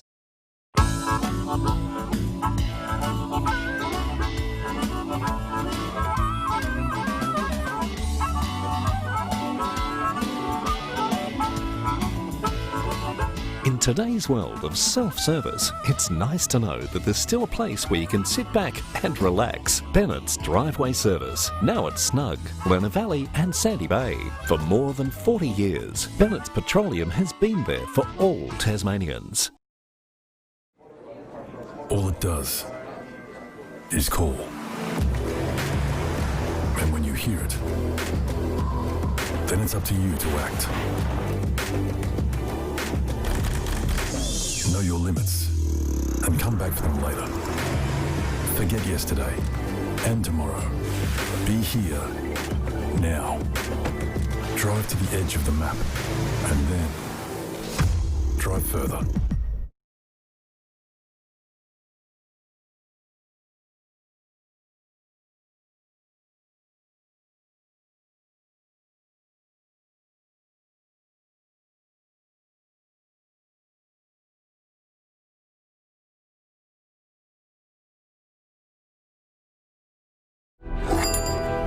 Hello Tasmanians, Cripps Ambassador here.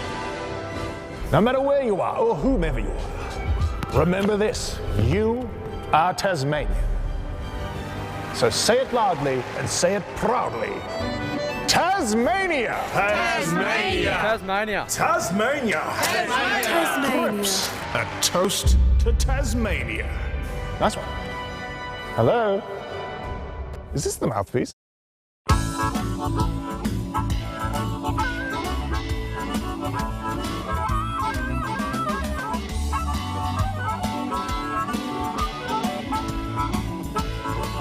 In today's world of self-service, it's nice to know that there's still a place where you can sit back and relax. Bennett's Driveway Service, now at Snug, Lerner Valley and Sandy Bay. For more than 40 years, Bennett's Petroleum has been there for all Tasmanians.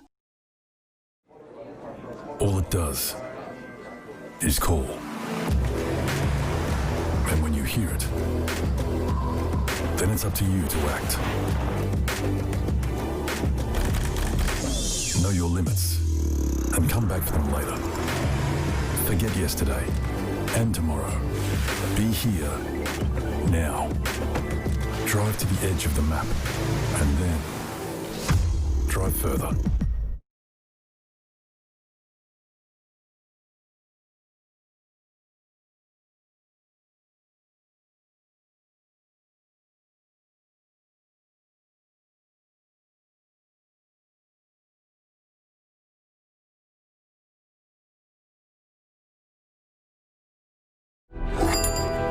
Hello, Tasmanians. Crips Ambassador here.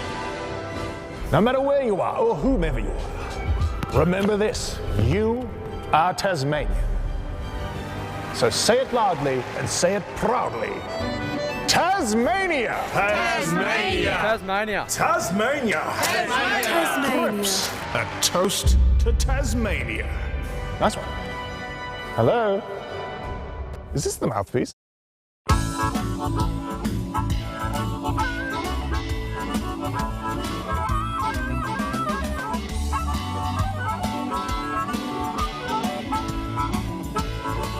In today's world of self-service, it's nice to know that there's still a place where you can sit back and relax. Bennett's Driveway Service, now at Snug, Lerner Valley and Sandy Bay. For more than 40 years, Bennett's Petroleum has been there for all Tasmanians. All it does is call. And when you hear it, then it's up to you to act. Know your limits and come back for them later. Forget yesterday and tomorrow. Be here now. Drive to the edge of the map and then drive further.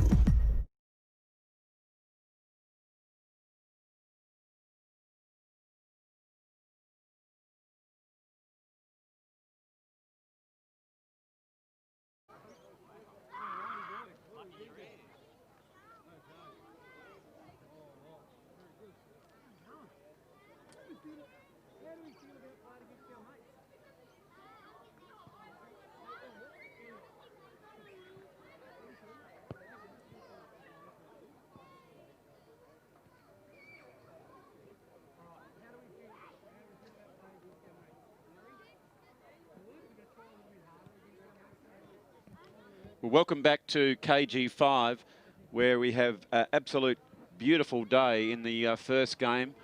It was in the under-13 girls division, of where the Tigers were just that little bit too polished for the Magpies, but it was a tremendous game, a lot to work with for Glenorchy.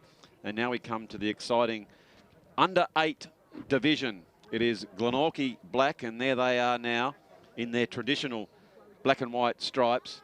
The Glenorchy white in the red. So we'll call them Glenorchy red, and I'm Andrew Hopwood, and I'm joined by Joel Berry, who looks after all the junior development out here. Joel, it's wonderful to see all these young fellows are out to take the field here at KG5. Yeah, really I think it's a really exciting opportunity for the boys as well to have a bit of this is their final game, I think, of the year. So a bit of a good finish, I think, for them. And yeah, I'm sure you'll see lots of excitable faces out there throughout the game. I know when I brought the underage kids out here, we certainly had to have a smaller field on the vast expanses of KG5. I reckon you could fit half a dozen fields in here. It's very vast, but you could get a sense of the excitement as the boys were warming up, and look at the rampaging black team coming out onto the field. And we should say a g'day to and thanks to Shane Pacelli, who is the coach, and of course when the derby comes up, he's ably assisted by Ben McKay, and you must be thrilled to have someone of the ilk of the SFL William Leach medalist looking after these troops here, Joel. Yeah, pretty lucky to have Popper involved with the junior teams. His young boy Jack's in here, and he was very proactive in wanting to get himself involved in I guess giving back to a club that's given him a lot, and he's already given a lot to. So, and as I've found out this year, very organised character. And yeah, he's done a really fantastic job with this group to get 30 boys kind of up and going. Well, that's the key, isn't it? You need the base of a pyramid of every club needs to be wide. So if Glenorchy's got 30 under-8s and they're enjoying it, that's it. Hopefully they all filter through to go on to make a couple of teams in the under-9s and so on and so forth, because it does get challenging once you get into that youth area. So if these boys and girls, for that matter, are enjoying themselves and they are organised with coaches, it's crucial for them to stay in the game. Yeah, and that's what Shane, a couple of years ago, Jack was in Auskick and Shane was keen to get involved, and it's just pathwayed from there. So, as you said, a wide base, and we're off in the middle with the red team away. Oh, they are, and that was a quick handball. That was Charlie Knight looking to go short. Very creative as he finds Franklin McKay. McKay uses the ball very, very nicely normally. Young fella from Dominic. Just quickly going back. Assessing the options there, I think, Hoppy. Oh, very much so. Have a look at this. They've created a bit of space that goes out towards Oates. He of age 1, comes back inside. I tell you what, he's got a bit of pace about him here, Joel. Oh, yeah, an Auskick product of ours. Yeah, a lot of pace about him. I think you'll see him across the ground pretty much throughout the day. Brilliant work there by Matthews for the black in defence. They're swarming. I think that's the word we use here, Joel. Swarming after the ball, isn't it? It's just so exciting that the pace that they go at, going hard back for the ball here is Matthews again. He's holding that one up. He just gets to his knees. Always looks to bring someone into the game, doesn't he? Yeah, I would say a big herd of cats. Yes. Just cruising around out there with not a lot of rhyme or reason, but plenty of vigour. Yeah, very much so. So young Taylor Matthews did a good job down there as the ball went towards the goals. And just offline and through for the minor score. So it's going to be Abrahams now to take the free kick. Abrahams.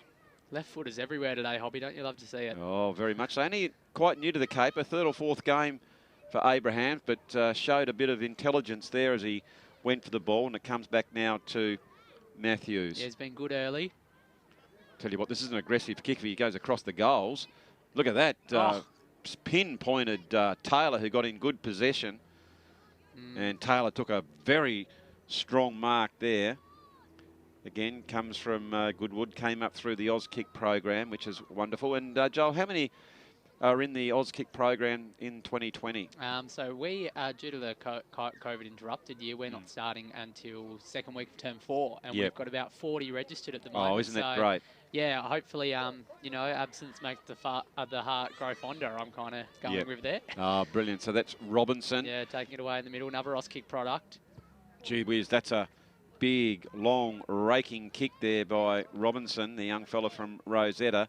He loves to kick a goal, but he was too far out then. He goes back, and now it is the Red to just take their time. Well played by McGann. And it's good to see the coaches out there, Joel, just, you know, encouraging the boys to spread and not cluster. Yeah, it's, I guess, the role of the coach in the junior age groups is pretty different to what you'd see in older age groups. It's more about, I guess our focus is on participation and getting the basics down pat. So then when they hit that age where they want to, I guess, step up their footy, they've got all the tools that they can. Well, that was a brilliant handball by Abrahams yet again. Very creative. It's with Ludwig now. Yeah, now Ludwig. Big, long, raking kick to the open spaces. Oh, they're out. How about this? This is young Robinson, who's showing great poise and pace. Runs in. Oh, going up and keeping his eye on that one. And it's going to be rewarded is Schultz. Yep. Schultz, courageous work and finds Pacelli. Got himself. Oh, look at the high backlift on that when he went back off the mark. Watch this, I reckon. That's a tough angle. Oh, put it through from absolutely from the back of the grandstand there. We'll have to have a look at the Mood Food replay. Take us through this one, Joel. That was a very good kick by Jack Pacelli. Yeah, look, another great product of our Auskick program. It's got the real kind of nice drop punt action there, and he's just gone from right to left, and the goal umpire looks pretty stoked to give that one the all clear. Do you reckon he just went back to young Elliot McGee and said, did you have a look at that, champ? That one sailed through. How good was that kick? He said, get used to looking at the back of my number today, mate. Gee, that was a good kick.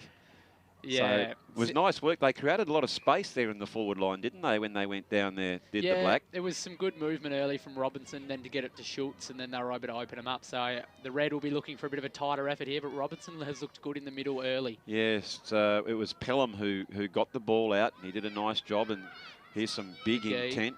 McGee tries to get the handball. Well played back down to Parkin. And umpire Pacelli's coming back in, and he's going to say, righto then, you take that free kick. So Parkin will, just getting off the mark. Wobbly punt kick comes out towards the commentary tower. Hard over the ball is Tyler McGann again. Breaking clear. I love that when they pick the ball up, Hoppy, just going for a bit of a run. Give them a bit of a chance to get into space. It's fantastic. Well, this is the thing, though, Joel. That's something you really should encourage, isn't it? As soon as you get hold of the old ball, it's that quick, explosive pace to get out on your own if you can. Yeah, the most important kind of metres, those first 10, seeing how quickly you can get off the ground there.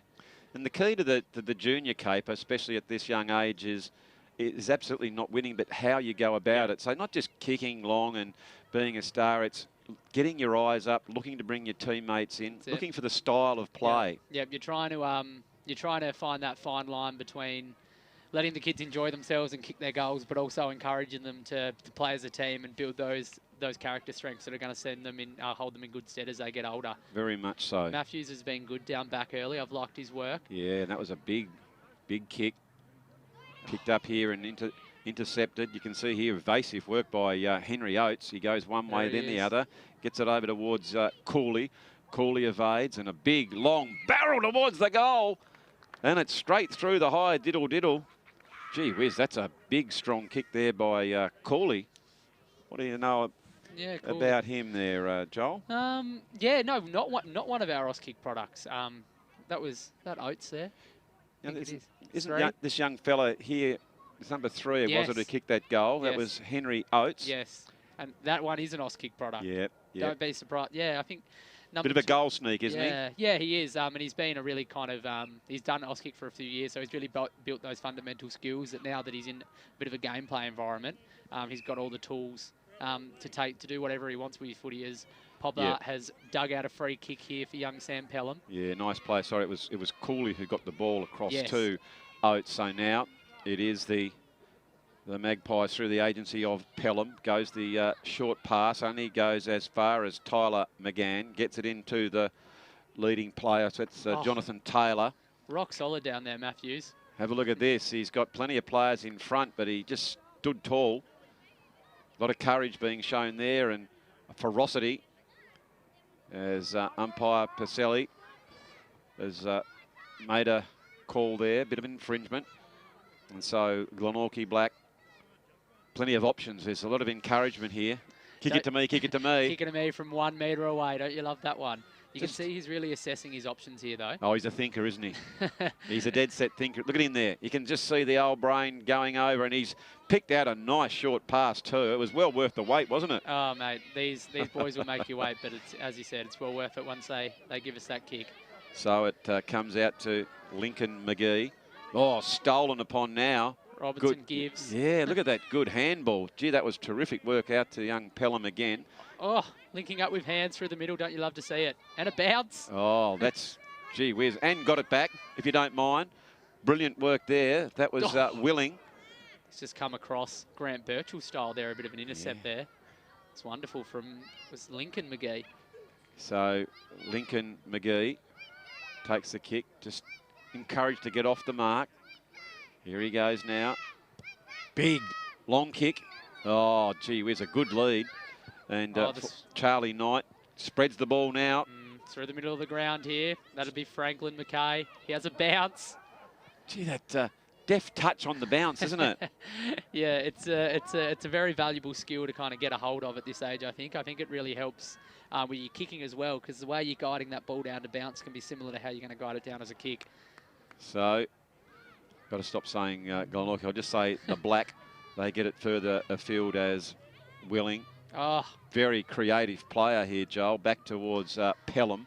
He's on the bottom of the pack there, reaching for that ball. He says encouragement to play on. Don't stop for me, says umpire Pacelli. Gains valuable meterage, goes onto that trusted lead boot. Look out. There's a big opportunity at the back is Schultz.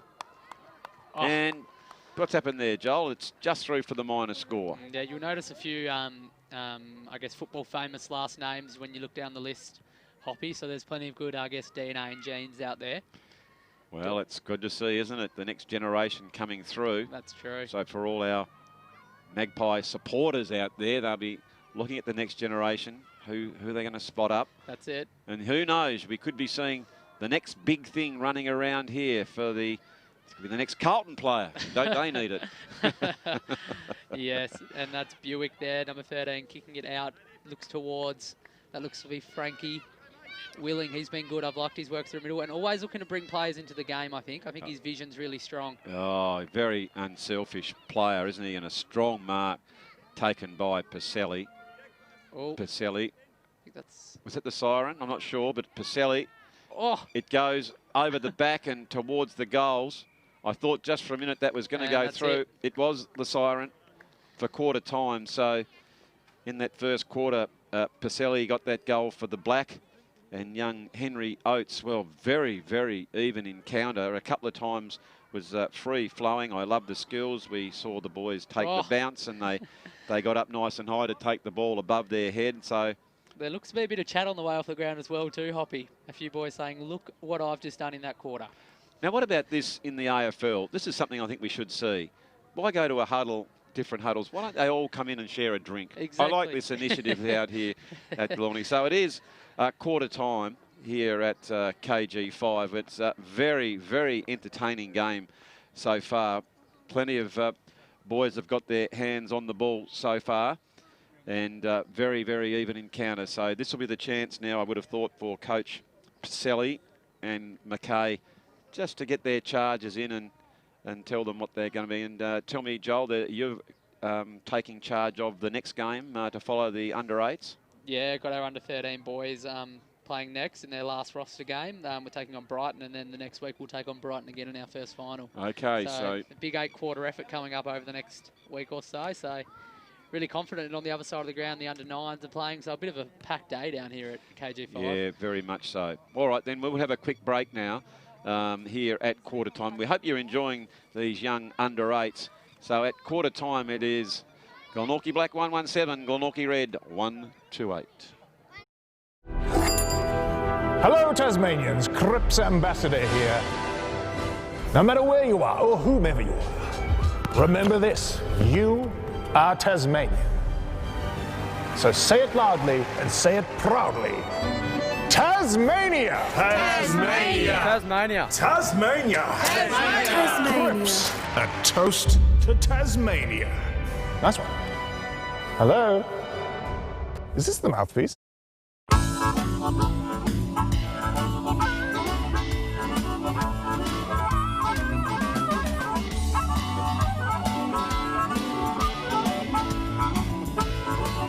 In today's world of self-service, it's nice to know that there's still a place where you can sit back and relax. Bennett's Driveway Service, now at Snug, Lerner Valley and Sandy Bay.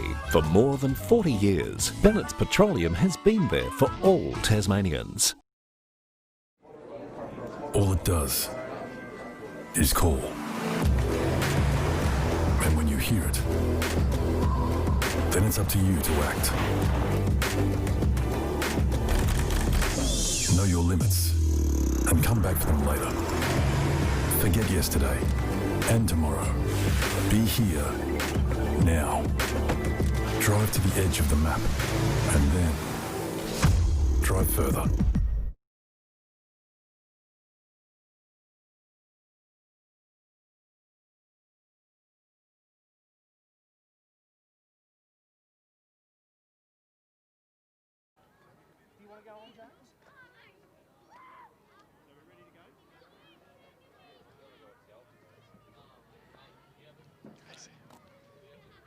So welcome back here to KG5, where we resume our coverage of the under-8 division, and it's wonderful to bring you the under-8s. There's just so much enthusiasm to be had out there, and I went down and had a bit of a listen to the coaches, and again, it was just so much encouragement on both teams, and there is Coach Shane Pacelli.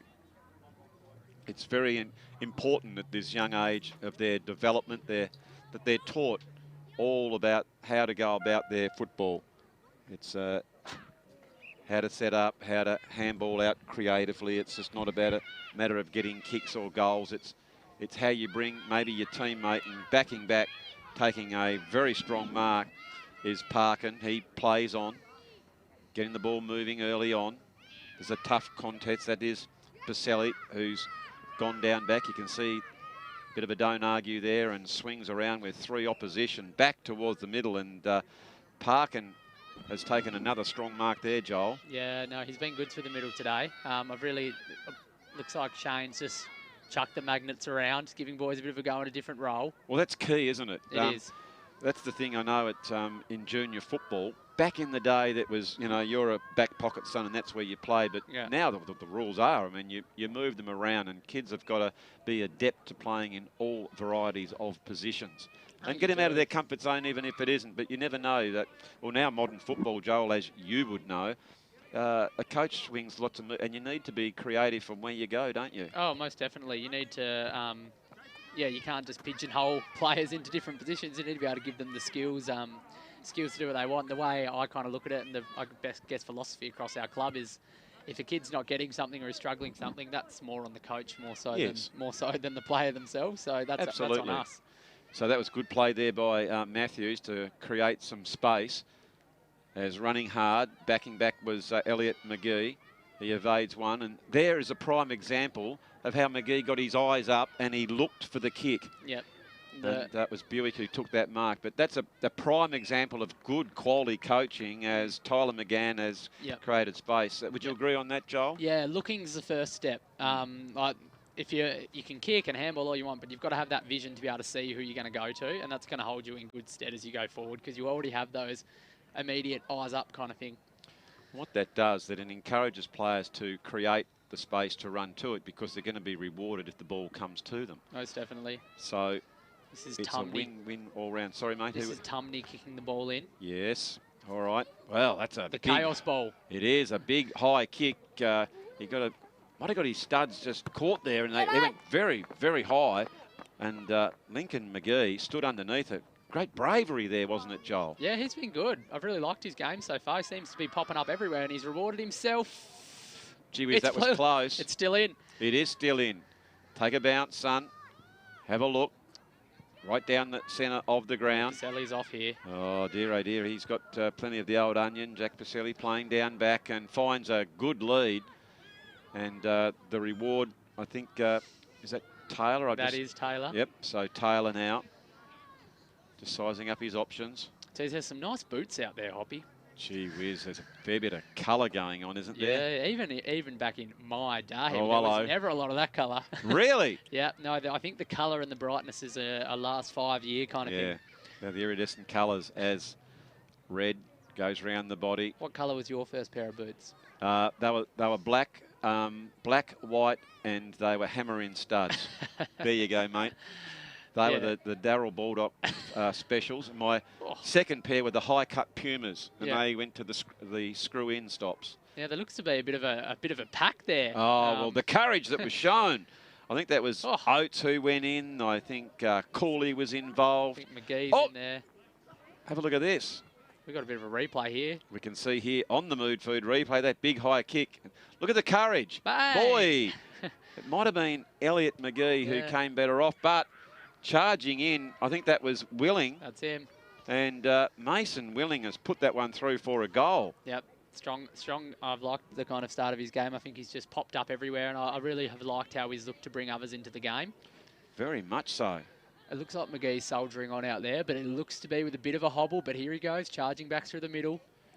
And a couple of things with young Willing. A is that toop. I reckon he's been up since about 5 o'clock to get that hair so pristine. It's just looking absolutely resplendent. And his dear old dad has been involved, of course, in football for quite a long time, a premiership winning coach with Lindisfarne, and now plying his trade down there at Lauderdale. So I wonder what sort of advice he would have got from home prior to the game, Joel. Yeah, I think he's. I think Dad's done had a conscious effort to try and let Lucas do his own thing let Mason do his own thing a little bit in this. His brother Lucas is playing over the under-9s as well, and I think he's like, look, I'll just let the boys do their own thing kind of thing, and I like that kind of guidance from a parent. Oh, absolutely.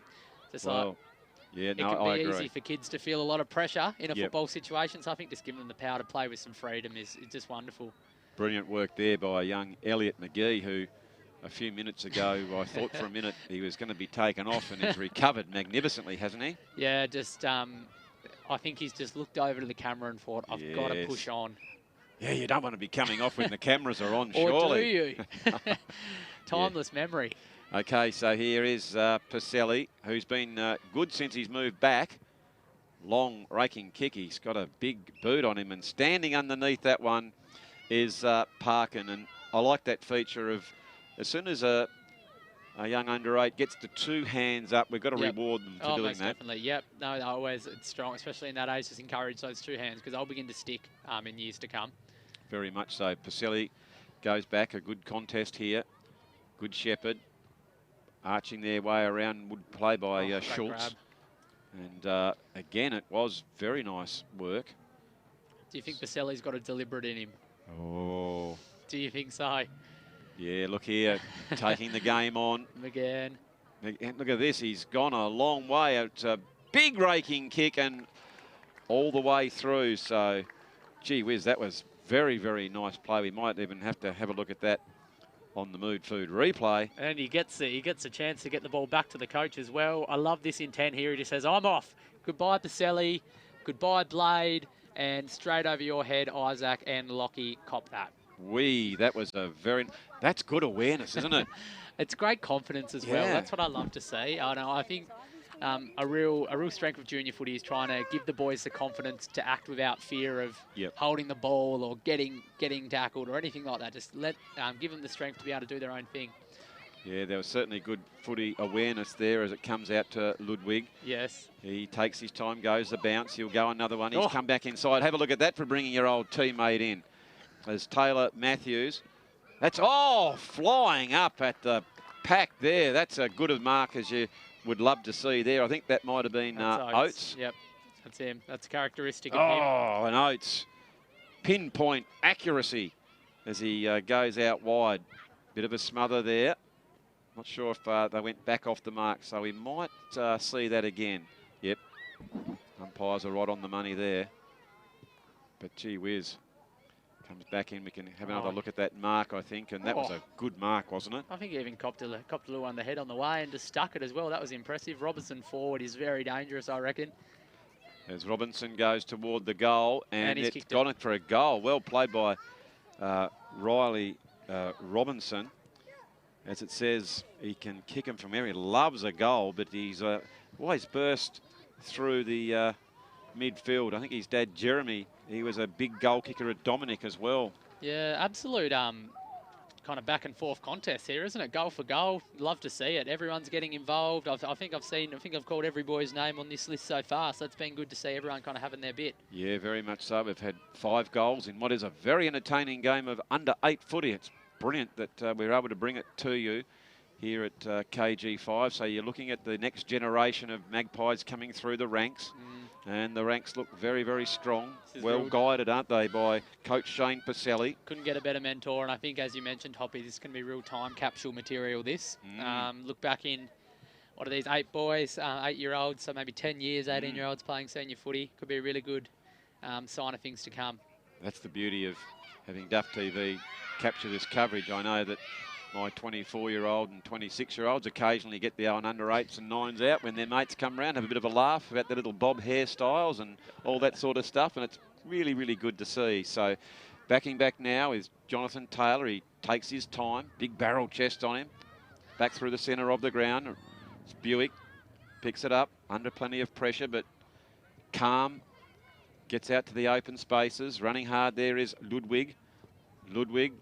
Nice long kick out towards that wing position, and coming in is Buick, who just backs up and takes that mark. So nearly coming up towards that half time. And Joel, we thank you for making your time available. I know you had a very busy day. You've been around the grounds and you've got a game to prepare for shortly, but my pleasure. You must be very, very encouraged of what you see out there. No, it makes me pretty stoked to look down at the list and see about 75% of these kids come through our Auskick program and just now out playing competitive footy. Just, warms the heart a little bit and makes you really hopeful for footy going forward at our club.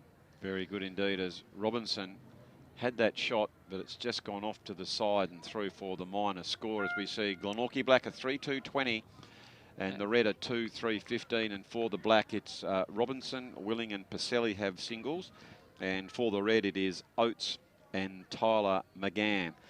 As the players come in to get a well-earned break here at halftime, they'll take a drink. We'll take our break and our leave for a few minutes and be back with the second half very shortly. Hello, Tasmanians. Cripps Ambassador here. No matter where you are or whomever you are, remember this: you are Tasmanian. So say it loudly and say it proudly. Tasmania! Tasmania! Tasmania! Oh, going up and keeping his eye on that one, and it's going to be rewarded, is Schultz. Yep. Schultz, courageous work and finds Pacelli, who got himself. Oh, look at the high backlift on that when he went back off the mark. Watch this, I reckon. That's a tough angle. Oh, put it through from absolutely from the back of the grandstand there. We'll have to have a look at the Mood Food replay. Take us through this one, Joel. That was a very good kick by Jack Pacelli. Yeah. Big kick. Picked up here and intercepted. You can see here evasive work by Henry Oates. He goes one way, then the other. Gets it over towards Cooley. Cooley evades and a big, long barrel towards the goal. And it's straight through the high diddle. Gee whiz, that's a big, strong kick there by Cooley. Do you think Pacelli's got a deliberate in him? Oh. Do you think so? Yeah, look here, taking the game on. McGann. And look at this, he's gone a long way. It's a big raking kick and all. Hello, Tasmanians. Cripps Ambassador here. No matter where you are or whomever you are, remember this. You are Tasmanian. So say it loudly and say it proudly. Tasmania! Tasmania! Tasmania! Tasmania! Tasmania! Cripps, a toast to Tasmania. Nice one. Hello? Is this the mouthpiece?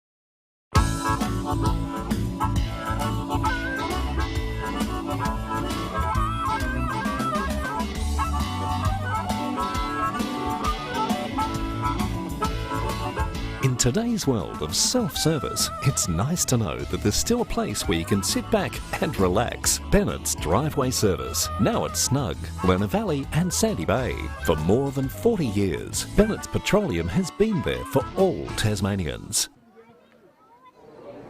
All it does is call. And when you hear it, then it's up to you to act. Know your limits and come back for them later. Forget yesterday and tomorrow. Be here now. Drive to the edge of the map and then drive further.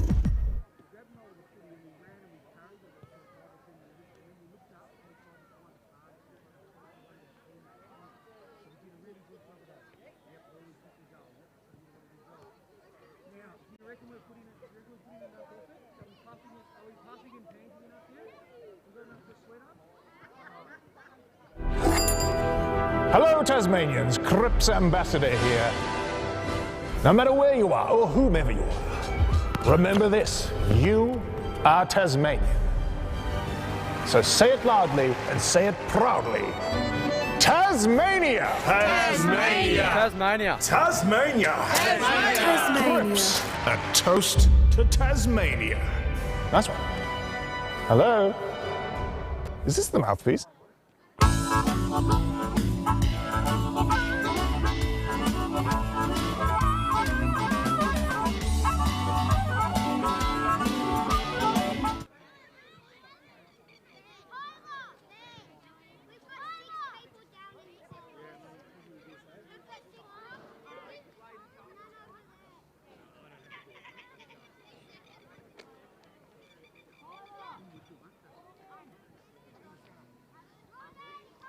So welcome back here to KG5. It's all action stations out here. We've got a game of under 8s. We've got under 9s on the far side, as well as coach Shane Pacelli is just getting his charges in. I went down at half time and it was great to see that the guidance being shown by both Ben McKay and Shane Pacelli. A lot of encouragement. The magnets moved around, so the boys will play a little bit of the game in either the defensive area, the midfield area and the forward area. So that's wonderful to see that happening, as creating some space, and that's part and parcel, especially in this young division. Most of the kids want to just track that ball to get a kick, but we can see here that the boys have obviously been coached and drilled very, very well, because they're very much encouraged to look for their teammates as Pacelli breaks out of the pack, who was forward, then back, now gone in the midfield with a really long raking kick. But backing back now, I think that might be young Travis Duggan. did a really good job to keep his eye on the ball. He's St Bridges boy, comes down from New Norfolk, so it's great to see him come down to this very famous football club. He takes the blinkers off and looks further afield to Tyler McGann. And McGann, he always does like the old run and carry. He's looking now to bring one of his teammates in. Very creative user of the ball.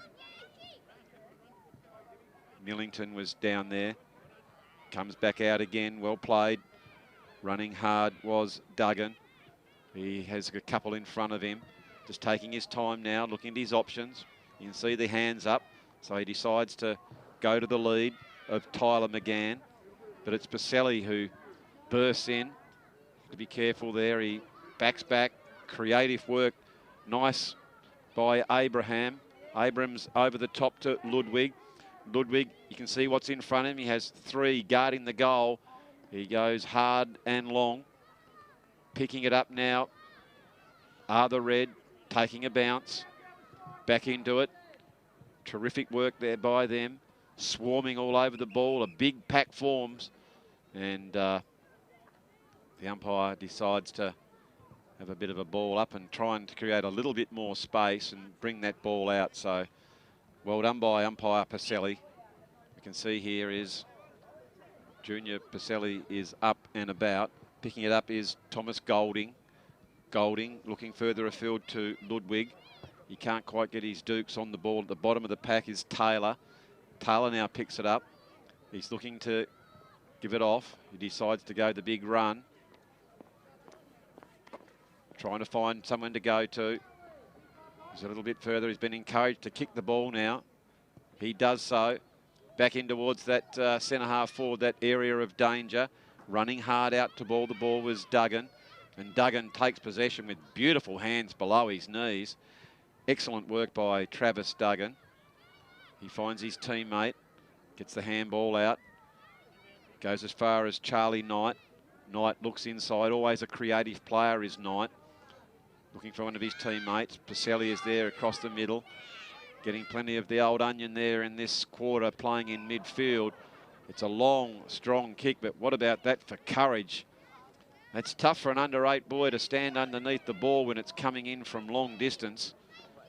And did a nice job and been rewarded for that mark. Taking their time. Good work. Might have been Knight then. Back towards the centre half back position. And again, you can see the encouragement from the coach as Tyler McGann looking at his options. Long raking kick. Good kick out to space. He's looking there for, I think that might have been Millington as the whistle has gone. It was Blade Cumney who had the ball at the end, but Pacelli with a nice knockout there to the advantage of Golding. Golding goes deep into the attack and coming out, taking a strong mark is Isaac Abrahams. Abrahams, young fella comes out third or fourth game. He's a left footer from Dominic. His dad, of course, played with North Hobart and Dosa. And there is that big, long, raking left foot. Comes down to the clutches of Taylor. And he can't get that one away, so it's a ball up. Taylor gets it back again. Excuse me. He's trying to get off the mark a little bit. He's forced to kick under pressure. And he has now been rewarded. Just encroaching on the mark there a little bit. Overzealous were the Red. They were very, very keen to get that ball. And I tell you what, that's almost like a submarine kick. It's gone toward the goal. It's bounced back up. So Jonathan Taylor, good reward for all that hard effort as he has spotted that one through. He's a young fella who's played his Oz kick here. He comes across from the Goodwood area and he has put that one through for a very, very nice goal. So now I think that's 4 goals indeed for the Black, a couple to the Red. It's a pretty even sort of contest. Picking it up now is Hunter Price. Price swings in towards the forward position. He was looking for Buick and Buick will take the kick. Just getting back off the mark is young Joel Buick. And see what's in front of him. There's a short pass. Nice kick to the leading Lincoln McGee. That intercepted. Working really hard. Look at the fight there. I think that was Willing for Glenorchy Black and for the red. So the ball was in dispute. So umpire Pacelli has no option but to ball that one out. Really good tap there by Parkin. Goes close to the line, being able to keep that one in. Go the bounce, goes back inside. Nice work there, back towards Pelham. Pelham's normally a pretty good kick and taking a high leap. That was young Henry Oates. A very, very clever mark. The 7-year-old goal sneak who loves his work, and that time he takes the blinkers off and he goes wide towards Millington. And he's only a prep student from Dominic, only a second game, and by gee, he's doing a good job. It's a long raking kick. Redder up and have the ascendancy. It was McGee, gets it out to Lincoln McGee, the two McGee boys, as they've raced in towards the goal and put it through. Give him the high five, why not? He looks pretty pleased with himself, as we might have another look at that one on the Moved Food replay. Great persistence. There's a good pickup there at the front of the pack by Lincoln McGee, and great determination to play on and put it through. Another prep student, brother of Elliot. Absolutely shows no fear whatsoever there. He's somewhat diminutive in his stature, but by gee, he went in really, really hard as Pacelli, one of the longer kicks here, gets it looking for Ludwig. And Ludwig swings that one around, and where all of a sudden the red get a goal, the black, don't they come back really quickly, and that's what good teams do. So a good reply there by Glenorchy Black. Just when the red, so you can see here, umpire/coach Shane Pacelli just explaining to the boys a little bit about that last passage of play, which is so good to see. And that was a really lovely kick on goal by Jack Pacelli. So the ball now coming back towards the centre of the ground. There's no doubt about it, Jack, who's a goal kicker, he's also loves to fly for a mark, and that's been one of the features of his game so far, as Thomas Golding goes out towards Pacelli, and Pacelli's been rewarded for keeping his eyes on the footy and takes that good mark. So there's plenty of space in front of him. Big, long raking kick. No hands on the ball. Running hard after it is Downton at the bottom of the pack. Dispossessed on that particular occasion by Blade Tumney. Tumney goes the big kick. And it is Archie Downton who's rewarded for that one. Well played by Downton. Another one from Dominic. There's plenty of young fellas who are playing out that way. Come across from Dominic. Here he goes back inside with 9 minutes gone. It's another strong play by Archie Downton, really coming into the game now. And Hunter Price has come out and taken a nice mark. Gee, they're teaming up well, are the red. Pacelli comes out to try and take that mark. He's just checking on the young fellow, which is his son, and he's a very strong young fellow. He gets up as there's been a whistle on play, and the kick will come now to Downton. Downton, in these last few minutes, has really got plenty of the ball. You can see here, just encouraged to get back off the mark. As just looking for the different options now.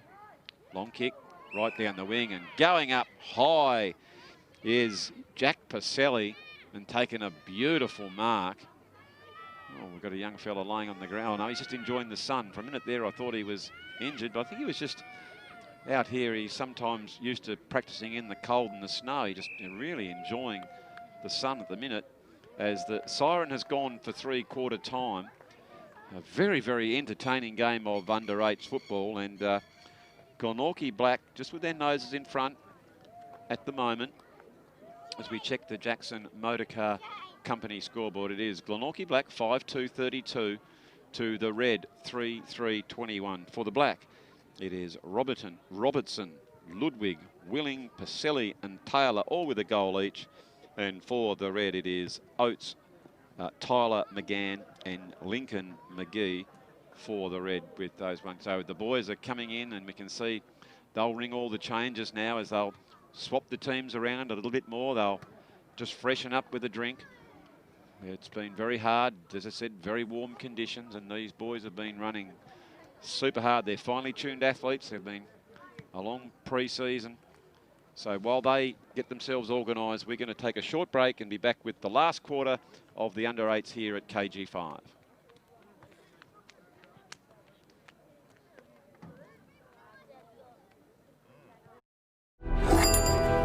Hello, Tasmanians. Cripps Ambassador here.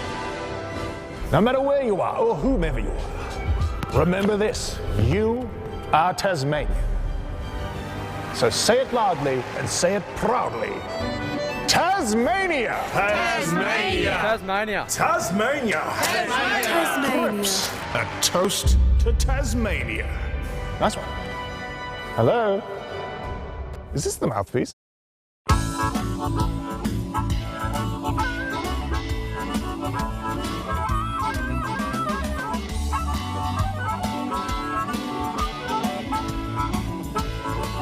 In today's world of self-service, it's nice to know that there's still a place where you can sit back and relax. Bennett's Driveway Service, now at Snug, Lerner Valley and Sandy Bay.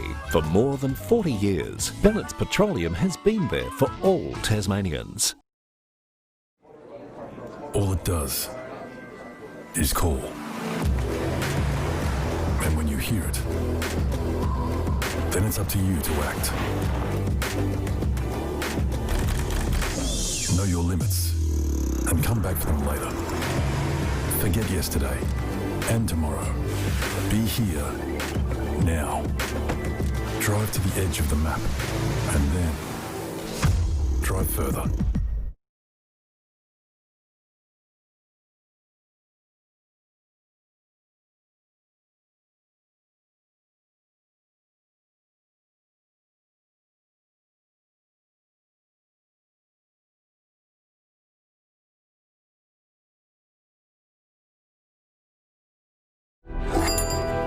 Hello, Tasmanians. Cripps Ambassador here.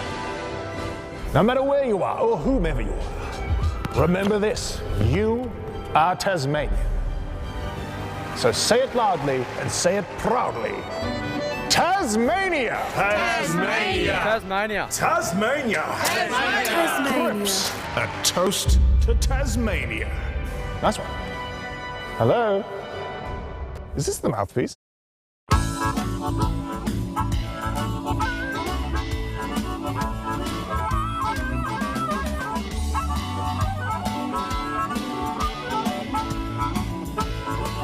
In today's world of self-service, it's nice to know that there's still a place where you can sit back and relax. Bennett's Driveway Service, now at Snug, Lerner Valley and Sandy Bay. For more than 40 years, Bennett's Petroleum has been there. The cricket club say should's open, so we've got the advertising. So welcome back. We are live from KG5 and what has been a highly entertaining game of under-8s footy. We're so thrilled to be able to bring you the under-8 division, and it's good to see the way these young fellas are playing here, playing with good vision, good skill, trying to share the ball around.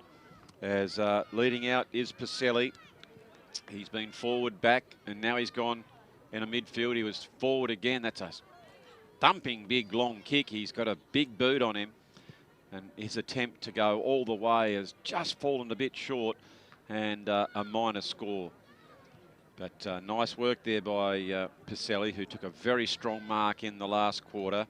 Comes out towards Hunter Price. Good contest there by these two combatants. Very fierce with their heads over the ball.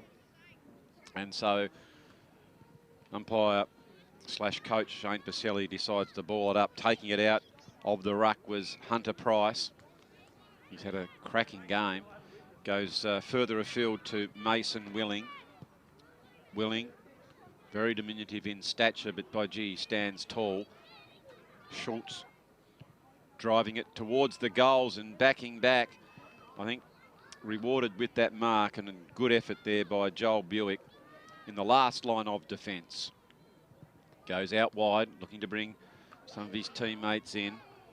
He was looking for Hunter Price when Pacelli is there. This is a very good contest.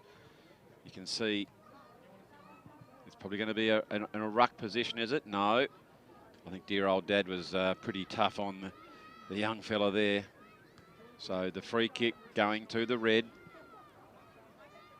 Just taking their time, looking at the different options. Booming kick right down that wing side. Buick's there. Good bounce and a lovely short pass. Every opportunity that both these teams get, they look to bring one of their teammates in, and that's Tyler McGann this time. He'll go through the middle. He's very fleet of foot. And here he is with a long kick. Well played by McGann. End over in. Millington couldn't quite bring it in. Jimmy Ludwig is back there. Ludwig encouraged to kick, and he does so. Right back up through the middle. Up goes Charlie Knight, and keeps his eyes on the ball. And he's been rewarded with that very, very strong mark. Charlie, very talented. And his dear old dad is a premiership player in the cricket division with Glenorchy as well. So I reckon they'd have a lot of fun in the backyard, be it summer with the cricket or winter with the footy. It's like summer today out here at Glenorchy. Great to see everyone walking around with the short sleeves and the shorts.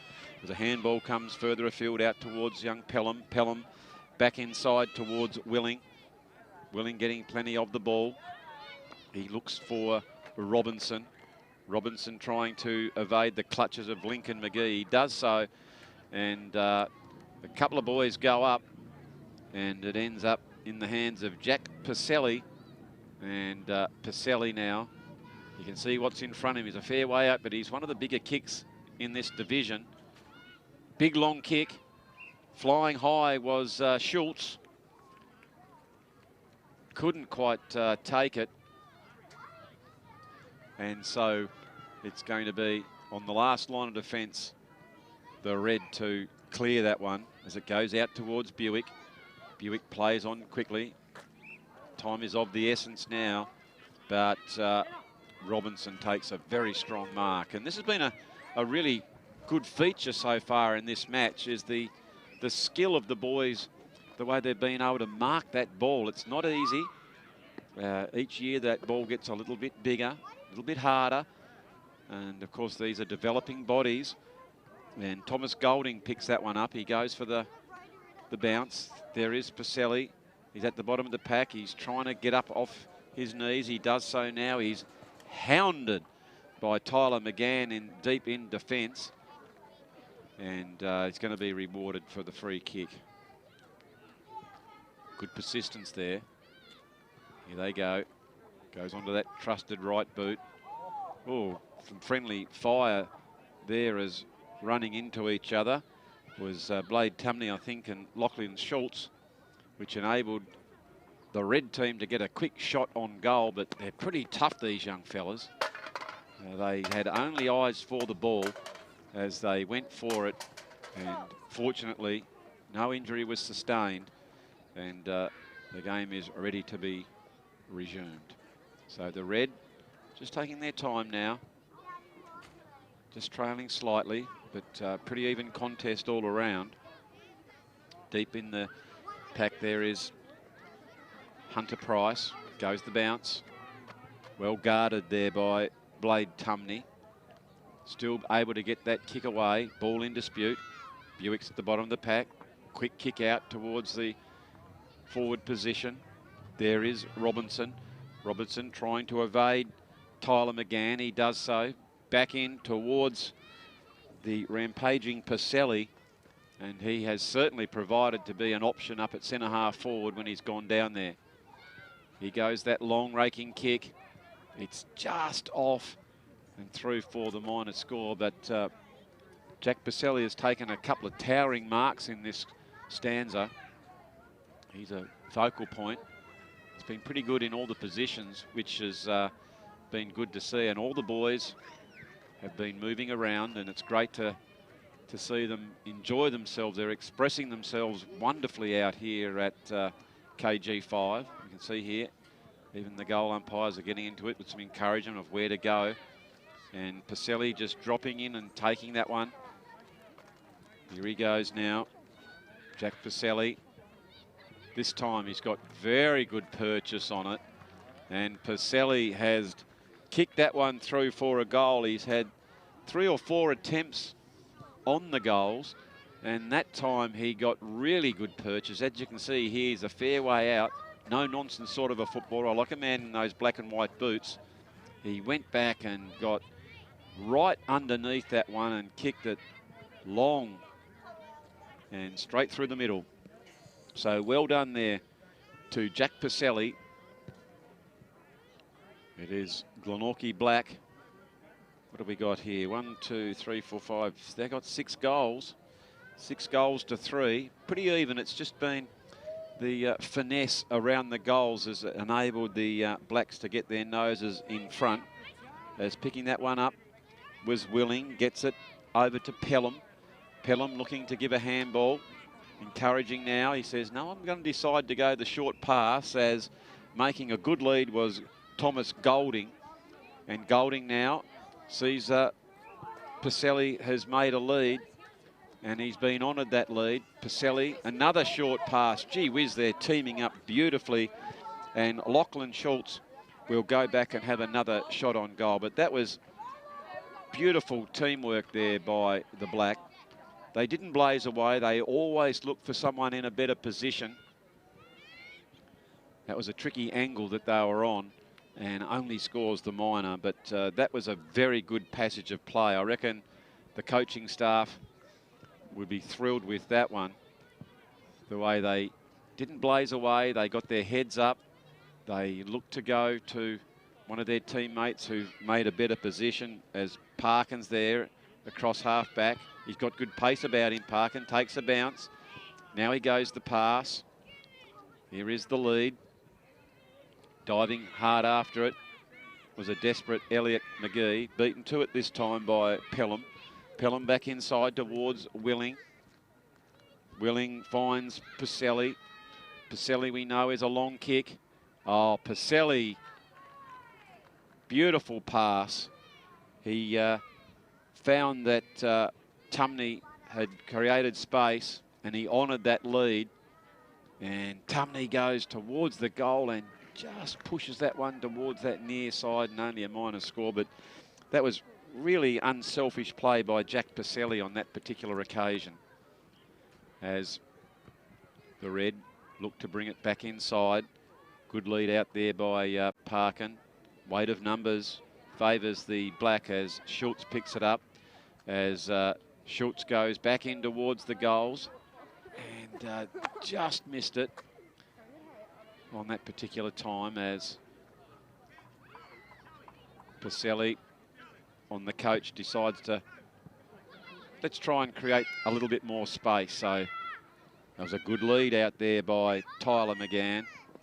You can see though that holding that ball up is the black. So free kick going. Tyler McGann, he's going to take him on as he runs through the middle. Look at the pace. Goes round one, tries to go another. Oh, you're always looking for a teammate. But I think the Sirens beaten them on this particular time, as the red looked very much like they were going to get a goal there in what's been a very, very entertaining game of football. It was the black. 6-8-44 to the red, 3-3-21. But without a doubt, the winner here in the under-8 division is football, and it's the Glenorchy Football Club that provided the entertainment for us in this wonderful game as the boys face off. So it is, let's just have a look at the goal kickers here for the black. It was Robinson, Ludwig, Willing, Pacelli, Pelham and Taylor, and it's wonderful to see them share that around. And for the red, it was Oates, McGann and McGee. So the boys are coming through. with the COVID handshake is the modern trend now. I'm not sure that they'll all come down in front of the camera and give us a big circle, and we might go out with the club song. I assume they would know it, but you can see the high excitement. It's just action stations at this division. Doesn't matter win, lose or draw. It's just a matter of getting out and enjoying some fresh air with your friends, and enjoying and learning about this great game of Australian rules football.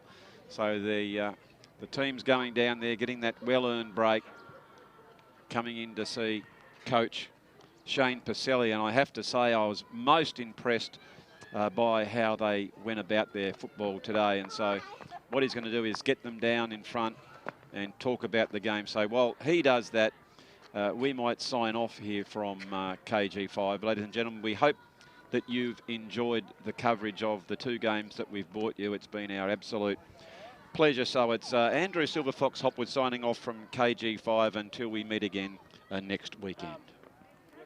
Oh, going up and keeping his eye on that one, and it's going to be rewarded, is Schultz. Yep. Schultz, courageous work, and finds Pacelli. Got himself, look at the high backlift on that when he went back off the mark. Watch this, I reckon. That's a tough angle. Oh, put it through from absolutely from the back of the grandstand there. We'll have to have a look at the Mood Food replay. Take us through this one, Joel. That was a very good kick by Jack Pacelli. Yeah. Big kick. Picked up here and intercepted. You can see here evasive work by Henry Oates. He goes one way, then the other. Gets it over towards Cooley. Cooley evades, and a big, long barrel towards the goal. And it's straight through the high diddle-diddle. Gee whiz, that's a big, strong kick there by Cooley. Do you think Pacelli's got a deliberate in him? Oh. Do you think so? Yeah, look here, taking the game on. McGann. And look at this, he's gone a long way. It's a big raking kick and all the ball up. Taylor gets it back again. Excuse me. He's trying to get off the mark a little bit. He's forced to kick under pressure.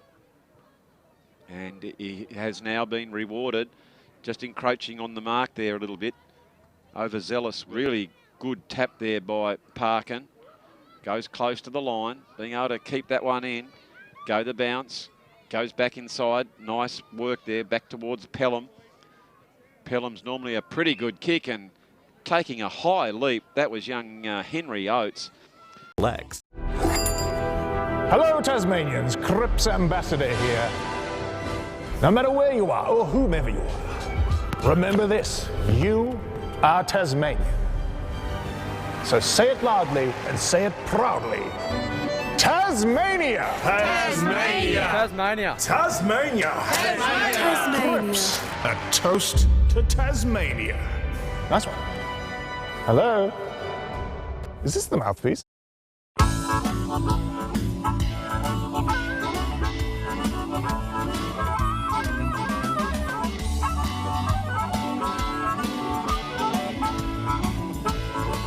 In today's world of self-service, it's nice to know that there's still a place where you can sit back and relax. Bennett's Driveway Service, now at Snug, Lerner Valley and Sandy Bay. For more than 40 years, Bennett's Petroleum has been there for all Tasmanians.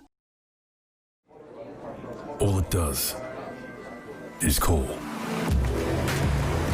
And when you hear it, then it's up to you to act. Know your limits and come back for them later. Forget yesterday and tomorrow. Be here now.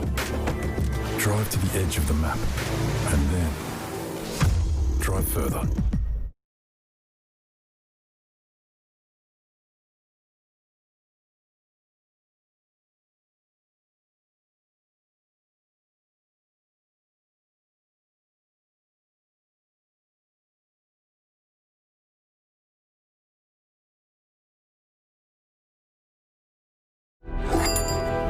Hello, Tasmanians. Cripps